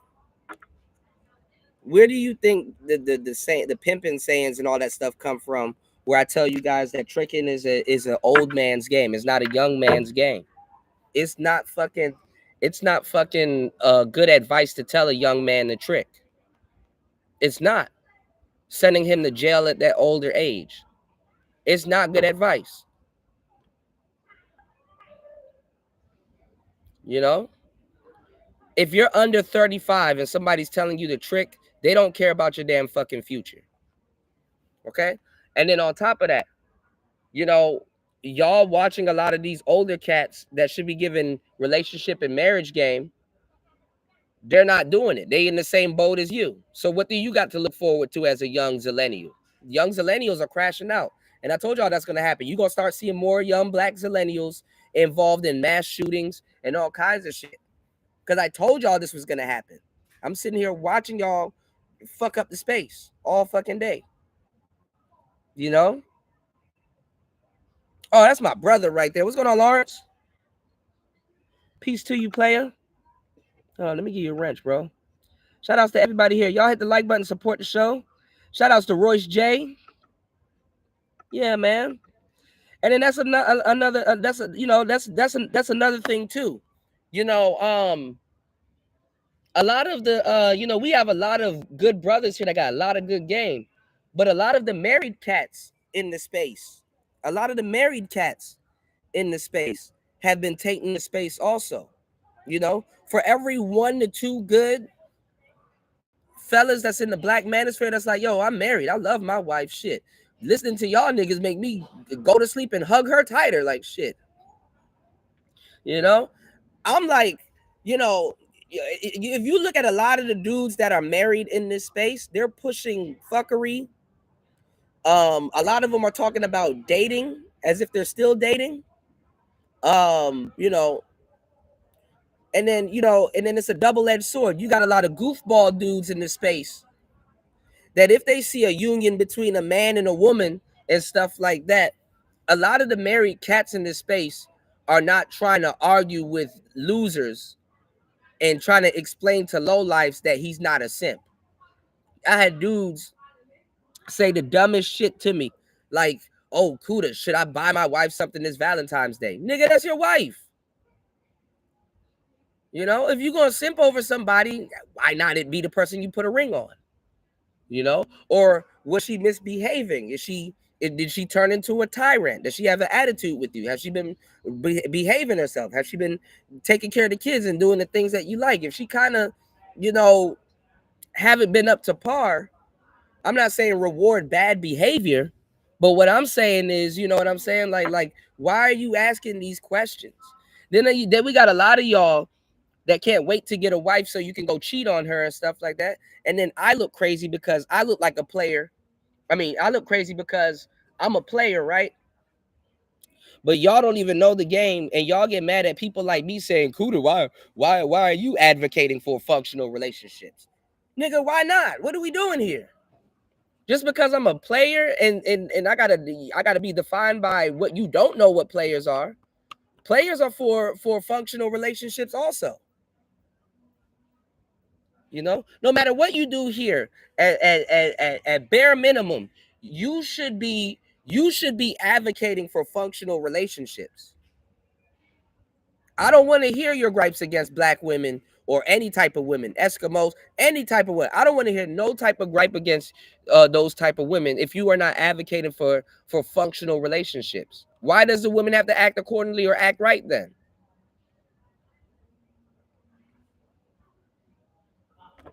And then you get surprised when a player is telling you that, yeah, bro, have a functional relationship. Players like functional relationships. And that's the problem. Anybody that's telling you to go trick and do all this other stuff, they just say, yo, just throw quality out the window. Just throw quality out the window. As a player, after a while, you learn quality. You start dealing with women and you start, you know, having an abundance of them. And then you start, you know, they start annoying you, or you start to grow into your preferences. And then you realize, like, damn, you know, one good woman can X out 5 of you bitches here. And then you start going for quality. You go for quality. You want quality women around you. Okay? No, Lawrence, I remember you. That's why I hurried up and gave you a wrench. I said, oh, shit, hold on. Grab this man a chair. Yeah, Lawrence, I've been here since 04. I like Coach Greg Adams, but the man said that MGTOW came in 2013. I'm like, no, it didn't. MGTOW was around in 2005. You know, and that's the crazy part about the people here. You and respectfully, you have guests. You have guests in this space doing tours of your museum. This dinosaur was from circa blah blah blah. It's like, no, actually, we found it here, and it got here because of this. You know. I'm not trying to hear you talk about MRAs, MGTOWs, and all these other things, and you haven't even said the buzzwords and the pop words that we know. Wall of silence. You know? And like I said, for years, MGTOWs have been called gay. Not incels, gay. Where are you going? Going your own way? What does that mean? What's going on, Pastor? You said flashing cars, homes in your mid-40s and and up starts to look goofy. You're supposed to have shit at that age or accumulate. It's only a flex to older dudes who never had shit. Not even. That's the problem with a lot of rich people. If I pull up in a Berlinetta, I just pulled up in a Berlinetta. That doesn't mean that I get bitches. That doesn't mean, you know what I'm saying? I just pulled up in a Berlinetta. I have nice stuff. These things are trinkets. Again, like I said, if you pose with the right clothes, you'll get chose with your mouth closed. These are trinkets. You know? These are trinkets. that could get you women, but it doesn't get you women. You know, bro, you gotta go. You did Food Panda? Ah, um, but this is the thing though. Oh, shout outs to, oh my god. Shout outs to War Master dropping the huge $20 on the Cash App. He said, for simps don't simps don't play Xbox. Don't be a simp. No, they play Xbox, War Master. Shout outs to War Master. No, simps play Xbox. As Twitch, the Twitch had to get rid of the simps that were playing Xbox. Like they had to get simps back to playing Xbox. Because girls were on there with their titties out.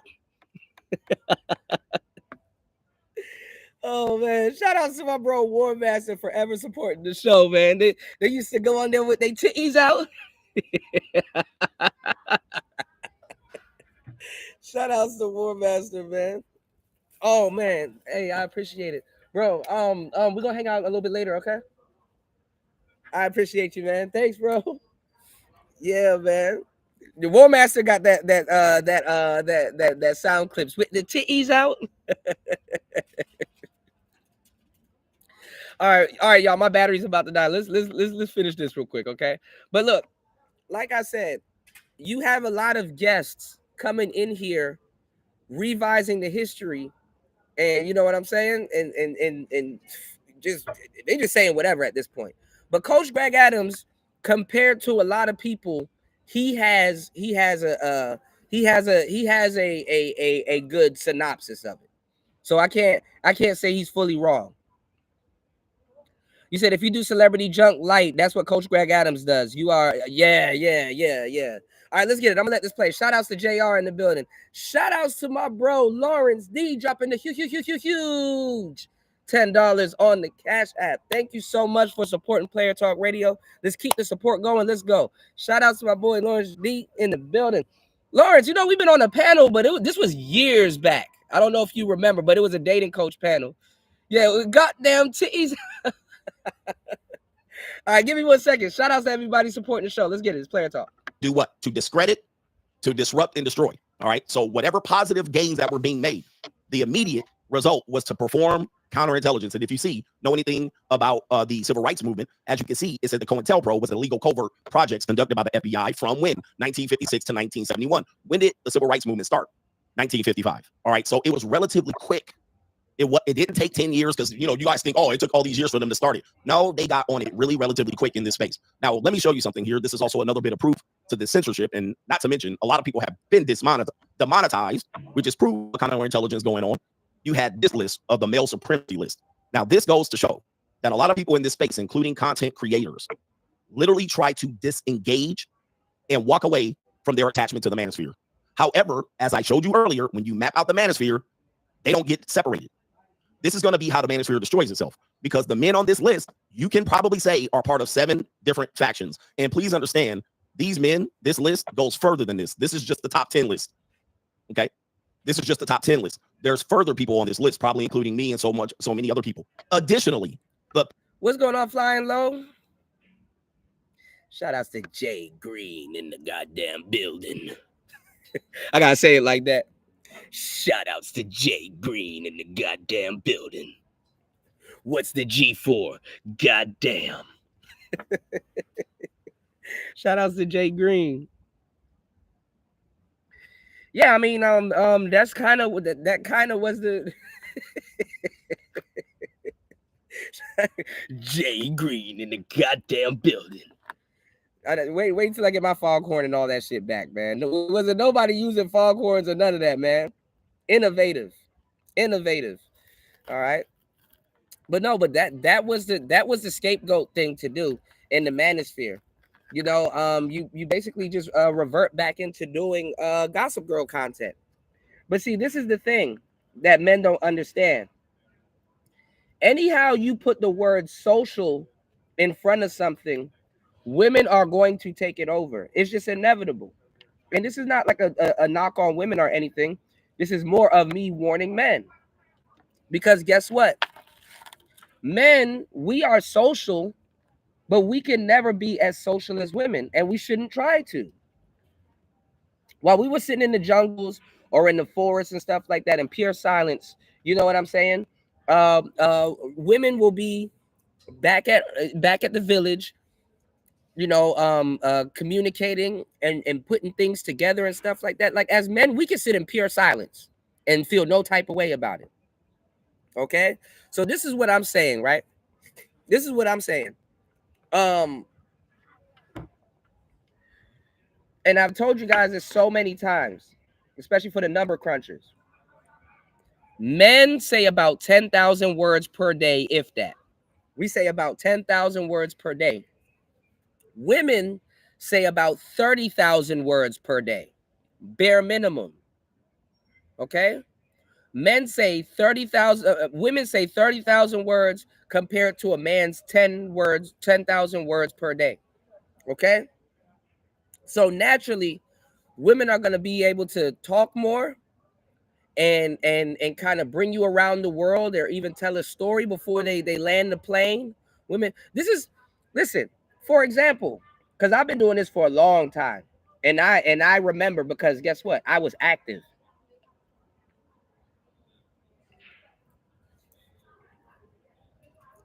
When cell phones came out, right? Not even. We could take this all the way back to pagers. Pagers was, hey, when you get this text, call me. Right? Go find a payphone and call me. This was men communicating to other men. When cell phones started doing text messaging, right? When cell phones started doing text messaging and stuff like that, women were confused. I remember back in the day when you were dating, when cell phones started doing text messaging, women were confused. It confused them. Why did cell phones confuse women back in the day before they got the technology they had now?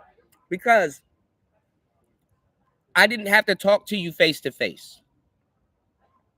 I could send you a message. See, women are oral creatures.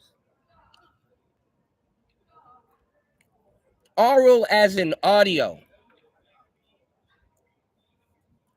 So back in the day when you sent something to a woman via text message or messenger, she couldn't really comprehend how you were saying it. What do you mean by that? Like, I can't picture you saying this. Can you say this? Is why back in the day women had to get you on the phone. This is why back in the day the party line was a little bit more popular than AOL Messenger or MSN Messenger. Because women had to hear your voice. They want to hear how you say it. They wanted the, conviction. They want to be able to match the voice with the person that's texting them. And then after a while, guess what? Women adapted to texting and they started using it better than men.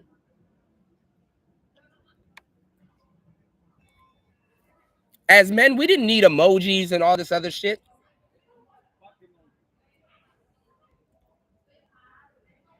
So women are gonna naturally be better at producing content and Gossip Girl stuff because that's their wheelhouse. Yeah, you might be good, but that's their wheelhouse. Anyhow, you see me talk about celebrities and urban content and stuff, and I go into detail. Usually, you will hear me add a story to it or give you some game to be like, hey, don't get caught up in this. Hey, try to avoid this. Hey, if you were more preemptive, you would have seen this coming. That's what I do. He said women are always confused. Look, women have dominated social media. So anytime you put the word social in front of something, look to women to dominate it. Respectfully. You said men usually have something to say, unlike women. That happens too. What we try to do is we try to say something with less. So that's where texting came from. But women have gotten in and they learn how to use it better. Like women will be on the phone with you, texting another guy or texting a whole bunch of dudes. And the reason why men actually really like using texting during dating is because a lot of men can say bold shit to women that they wouldn't say to their face, you know? Or it gives like a lot of men, remember like back in the day when a girl would text you something and then you would show your homeboys and be like, damn, what should I say? Whoop de whoop and blah, blah, blah. It buys you time. You can hide that you're nervous behind text messaging, you know? And then came the internet and all this other shit and dating and stuff like that. And, you know, then came a lot of guys getting women that they normally wouldn't have gotten. You know, everybody's dating pool greatly rose when the internet came. All right. Shout outs to Spawn, the programmer in the building. What's going on, player? Y'all hit the like button on the way in. 33 people in here at 19 likes. Y'all can subscribe too. You said, I tell my girl when she wants to share a story, give me the guy version, short and to the point. Yeah, that's a good one. Yeah. Concise. People who helped put this list together supposedly had a manosphere presence. If you look at who they used as a source, allegedly it was a YouTuber with over 500,000 subscribers. They didn't name the person. They didn't give us an idea who it was, but they had help of a person either who was anti-intelligence or inside. And then the crazy part is that the red pill, we don't even have a movie. A white woman put out a red pill movie before, man. Counterintelligence. Okay. So anybody on this list, you would have people on this list that would say, oh, I'm different from the next person. For instance, Richard Cooper would say he's different than Sandman. Real MTR would say, I'm different than Steph is Cold. 21 Studios would say, oh, I'm not different. I'm different from, is Rolo on this list? I'm surprised he ain't, but there's another name. And listen,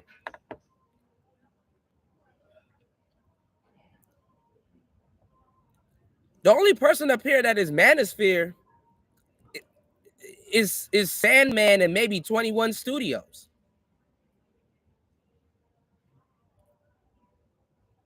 The only person on this list that's an actual manospherian is Sandman. Respectfully, I don't know who Anthony the Dream Johnson is. I've never seen a white man with the last name Johnson. That threw me for a loop. I thought if you, upon hearing the name, I thought he was a basketball player. Like, oh shit. Oh shit. MTR just got here. He's a review channel. They've been trying to put him in the manosphere for so long. And he's been trying to recruit people in the manosphere. He's a guest. Legion of Men is a dating coach. Rollo Tomasi's not even red-pilled like that. He's a dating coach. Sandman is a McDonald's version of the manosphere, but he is manosphere. What's going on, New? Shout out to the New World Order in the building. Fresh and Fit just got here. They're not necessarily manosphere.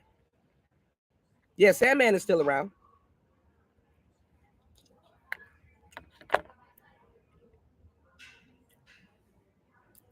Hello, everyone. Sandman here.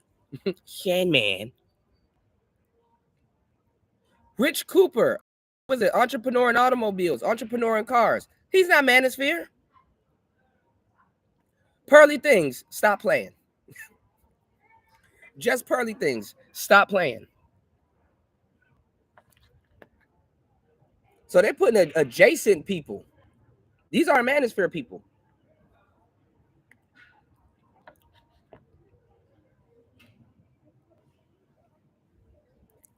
Steph is Cold. Steph is Cold is more of a dating and fitness coach. Aaron Clary just said, fuck the manosphere. He just goes straight into politics and just starts spitting the truth. Araco TV is a newer cat here that just reacts to shit. And 21 Studios, stop playing, man. On this list that I'm surprised that it's not on this list, and it is the Whatever Podcast. This goes to show you that there are counterintelligent movements within this. How are they not on this list? On the top 10 list, when they are the ones being credited with being the biggest podcast in this space. So is he on the list? Was Rolo on the list? And I normally don't name content creators, but today I will, just to prove a point. Oh, there it is, the Rational Male. So he is on the list number 4. So there are people. Yeah, but see, that's the thing. And you got to teach men how to do this. A lot of men can learn from women. I don't care how stuck up or dumb you think some of them are. Actually, the dumber the better if you think they are dumb. Because I'm gonna tell you the truth. You can say what you want about women, but women believe in themselves. It could be artificial, but you know, sleep about to come. Women believe in themselves. They believe in themselves to go apply themselves. They believe in themselves to go get some shit done. You still got to teach men to believe in themselves to go walk up to somebody. She believe in herself to tell your ass no.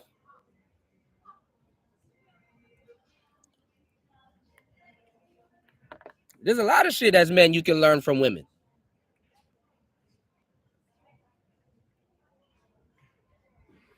And if you don't have a microphone in front of you and a show, honestly, when you in your 40s, the most least cared about nigga is a nigga in his late 30s, 40s, and 50s, red pill raging. So definitely y'all hit the like button, support the show, and soak up this game. The least cared about nigga is a nigga in his 30s, his 30s and up, red pill raging.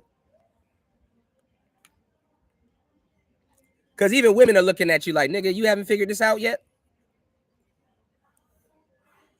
What's going on, Link? Getting that body count down. All right? Right. Women already have an idea in their mind who you should be just from seeing you. Anything else that doesn't match their visual perception becomes an obstacle, right? And with the internet, women just started becoming more visual.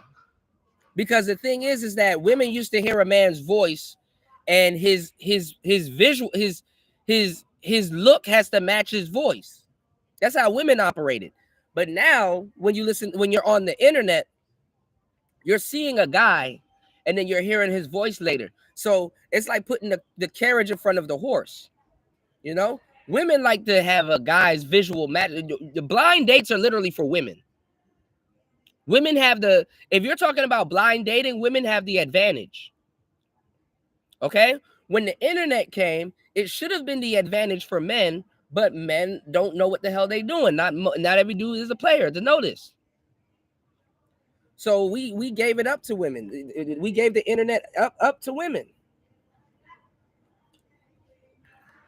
With visuals. Men are more visual creatures. But the internet tells the women all of y'all are dimes. If you tell a woman, and this is the dumbest shit ever, I really don't like to use a scale of 1 to 10. But if you tell a woman she's not a dime, she's insulted. And it's the funny part. You'll have dudes in the manosphere that make fun of players, but if you tell him he ain't no player, he get insulted. Man, you got a lot to learn, man. We might have to do part 2 of this. We might have to do part 2. Hold on, y'all. People, MTR, by the way, a lot of these content creators, I'm going to get to this in a minute. A lot of these content creators are responsible for hit videos on the other content creator. So when I talk about how the manosphere destroyed itself, you can take anybody on this list and go to another name on this list, and you will find that person did a whole hit video on the other person. Tell me I ain't lying, but I'm going too far. I'm trying to clear this shit up. It might take an hour now. I'm trying to make a point here. As you guys know, I'm the king of kings of this shit. All right, I'm the only one that can do this with clarity. Then you have this as a result. As a result, people get some heat. And because I think the manosphere failed in 2021 to 2023 at its peak, this is why when people say the red pill has died, what they're saying is men are entering the manosphere, then they exit. Now, this is the thing. Men are not exiting the manosphere. There's no such thing as, man, I used to listen to red pill content, but now I don't. And you're not red pill. No. The manosphere done worked its way into your fabric, and you are manosphere also. You just stop listening to videos. Once you wake up to the red pill, you don't go back to sleep. A lot of y'all would love to turn cipher. But you can't. You don't understand Cypher's story. You don't understand red pill. You don't understand the manosphere. You never did.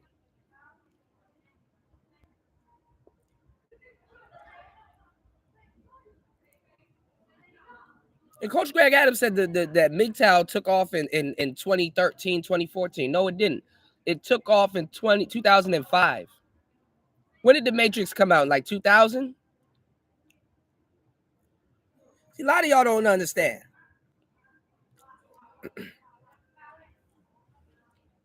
And the guests here, they're comfortable with trying to give you history, but this is history from their account.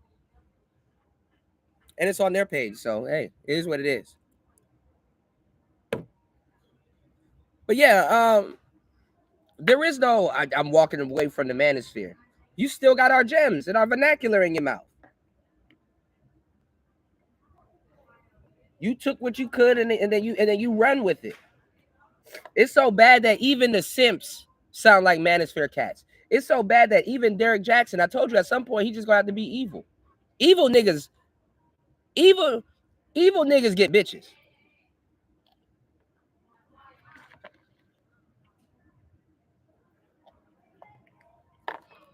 One thing you never saw was an evil nigga without a bitch. The evil nigga come with a bitch. Evil niggas get complimentary bitches. So you can't throw away the red pill. As soon as you wake up to it, you're done.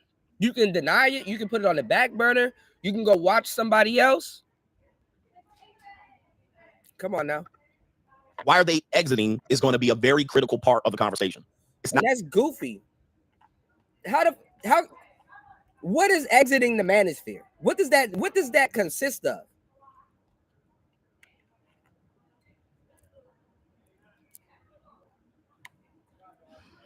How did you exit the manosphere, nigga? Would you close your laptop screen? Like, how did Not because they're simps, but they how miss do you something. exit? Something that makes sense. Why are men Nigga, Neo couldn't even exit the damn manosphere. coming and going? All right, and much of them came and went very fast. In fact, you can go on YouTube and you can find a guy that says, I was watching manosphere content and then I didn't. Right, I stopped. All right, it got too extreme, or it was too much, or something happened, or they were suggested counter videos. Man, What's going on, Ty City? Ty City, I wanted to see you in Ramil's show. It got taken down.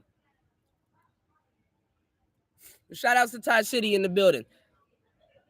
Ty City was the one that brought my attention to this video. He said, yo, Cuda, Coach Greg Adams over there sounding like you. I'm like, hell yeah. Yeah, that's what fucked up the manosphere. There is no barrier to entry. And then we let a lot of people that are plagiarizing run around. So, hey. It's your exposed videos. All right, particularly Abby and Breach, anybody that was tended to be rewarded for doing counter videos. Now, I'm not saying that these people are government funded. And the funny part is that it's stupid because Abba and Preach, when you get all these manosphere channels out the way, you just open up a new slot. Abba and Preach are manosphere channels. Speak your mind as a man and say you don't like certain things that the L Gibbet is doing, and you're cooked. And let me tell y'all something about these anti-manosphere cats that need to fucking pay homage. Fuck all of this bullshit. You know what I'm tired of? Because I'm a real one and I've been doing this for a long fucking time. You know what the fuck I'm tired of? I'm tired of the same men that you're actually fighting for trying to destroy you. Niggas that talk shit about the red pill and all this other stuff, it's like, bro, you're talking about a group of men that made it okay for you to even speak up to insult them. Men weren't saying shit. When Ricky Lake and Jenny Jones and all them bitches was talking, and they used to put the mic to the crowd, the women would be so vocal. Then they put the mic to a nigga in the crowd on Donahue. He up here mumbling. Niggas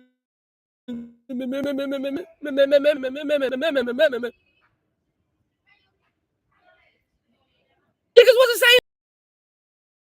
I'm gonna be 100 with you. The only time men actually really said something and who was giving us an outlet, and this was like era Dirty Ratchet TV, was Jerry Springer.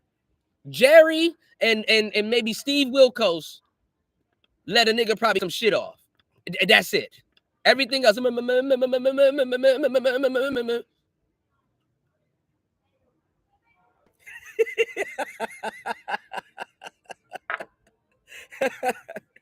The only person back in the day that was letting men get their shit off was Tom Likas, Jerry Springer, maybe Maury. Maury might have a nigga dancing or two if he ain't the father, but that's about it. Maurice from Benning Road. The fuck out of here, man. However, can I show you this? I'll slide this up here just so you can see it right here. This one, it says right here, there are 4 strategic outline strategies outlined into do what? Discredit, disrupt, there's disrupt, right? And divert people to other content. What does it say here? Man, this is the government wasting their fucking money. Didn't nobody give a damn about this? Boy, we said something about this and then moved on.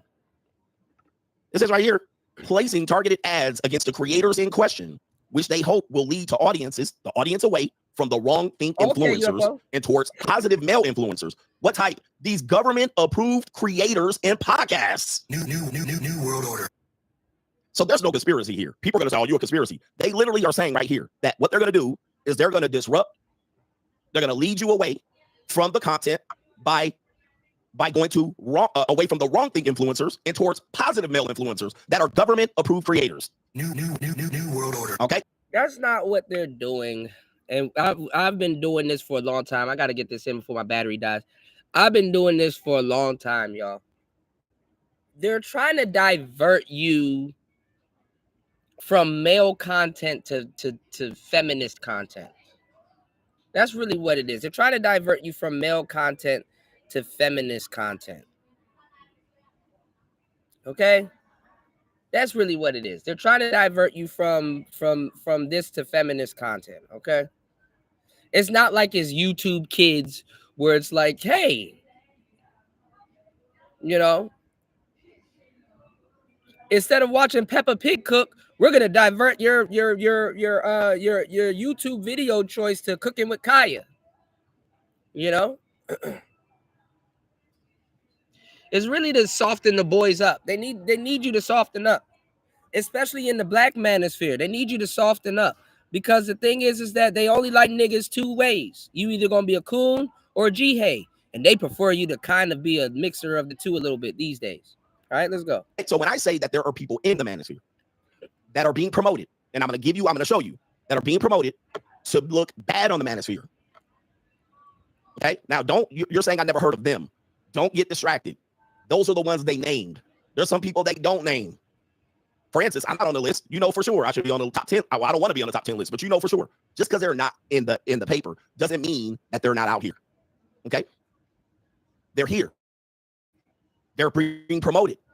And they're being promoted. I'm going to prove this point here coming up. But I'm laying out my case. So as a result, what tends to happen is you'll hear some of done with the manosphere. I'm leaving the manosphere, and they'll bring out a long description, and they'll create a video as to segregate themselves from the manosphere. Okay, so and then they'll say, I didn't leave, I left. He's just one example. There have been several examples of this. Nobody leaves the manosphere. I keep telling you, when it pops off, conveniently, everybody all of a sudden is manosphere again. These are people that's just hanging on the outskirts of the manosphere, waiting for it to off, and then they're gonna say, oh, well, yeah, I've always been manosphere. I've been here for the longest time. And a nigga hadn't made a video in 50 years. Talking about, man, I'm manosphere to the core. They're just waiting for the manosphere to take off to reclaim it. O'Shea's waiting for the manosphere to take off to reclaim it. Angry Man is doing his own thing, but if it takes off, he's gonna do the same thing. All of a sudden, Obsidian's gonna pop back up. Like, come on now. But only to happen was, all right, even though they say they left, as a result, they didn't leave, because by the time the damage is done and the smoke clears and their attempts to go ahead and cash in on the peak of the manosphere, they still ended up on the list. See, this is what I said a long time ago. I said this before 2020. These are all people that they think that all right. We're going to do a part 2 because my battery's dying. This is why I don't like to use YouTube, because YouTube is running my camera and literally it's dark where I'm at. And my camera was burning down my battery, and I want to cut it off, but I can't. Like you know how my shows were longer because I could cut it off and I would have more battery. But we're gonna do a part 2. I'm gonna just put this on the charge. Listen to what I'm about to say, and this is what nobody's ever gonna say, and I'm gonna tell you the truth. What do everybody on this list have in common? they can speak to the young white youth. They can speak to the young white youth. These are dudes that can talk to middle class America and young white boys. This ain't about getting black men to participate, because if black men are gay or straight, niggas are gonna participate anyway. We have always been the building block of the country. This list right here can impact young suburb white kids and white kids. I'm telling you. Sandman. If a young kid is listening to him and looking at all the fucking emotes and cartoons he has on his channel, yes, they're not gonna want to participate. They need them. They need, white people need as much participation ever. Black people, we can do all kinds of goofy shit. White people can't have MGTOWs running around like that. That'll destroy some shit. The same way that there's a lot of white boys running around here that's actually justified. Feminism, they've seen feminism eat their family the way out like a worm eats an apple. They've lived through it, and they can testify on it. You understand what I'm saying? They've seen the worst of it, and it fucked them up bad because they're not supposed to go through it. See, the reason why the black manosphere is always good at it is because, I hate to say it like this, but some races have what's called a superiority complex, and some races have what's called an inferiority complex. The race that has the inferiority complex and that gets blindsided by the illusion of inclusion, we're going to be the ones going through the most of the brunt of feminism. We're going to let a lot of shit slide. We're going to be the ones going through it. So when you have somebody that comes from a superior mindset going through it, he's going to let you know that this is irritating. This is discomfort. I am powerless. He's going to have more of a disposition than a dude that's been getting wailed on his whole life. Because the inferiority complex people, we can expect that. That's to be expected. You know, you doing wrong, your mama run up on you with that belt. You knew what was going to happen. Some of these kids, they doing wrong, their mama run up on them with the belt. They're going to put that belt around them. But anyway, that was today's show. We're gonna pick it up from here. Come back here in 2 hours. Okay, come back to this channel in 2 hours. I'm gonna try to schedule it because Aaron Clary, oh, he's the worst one on here. Aaron Clary will give you the game. Araco TV, he's cool. 21 Studios will give you the game. Steph is Cole gonna give you the game. This is for white suburb America. They don't give a fuck about no black kids. You can get us back in line with our women. 80% of niggas voted for Kamala. So your woman, all you gotta do is get your booty to the poll and launch some stupid campaign, and you back in line. They need to get the white young youth to get their shit together. All right? You said white MGTOWs always said black men were the MGTOWs before MGTOW. Absolutely. And what predates MGTOW? WGTOW. Black women going their own way. All right? It's Player Talk Radio. I am your gracious host, DJ Cuda. Come back here in 2.5 hours as we will be live, and we're going to take this to the next levels. Player Talk. Peace.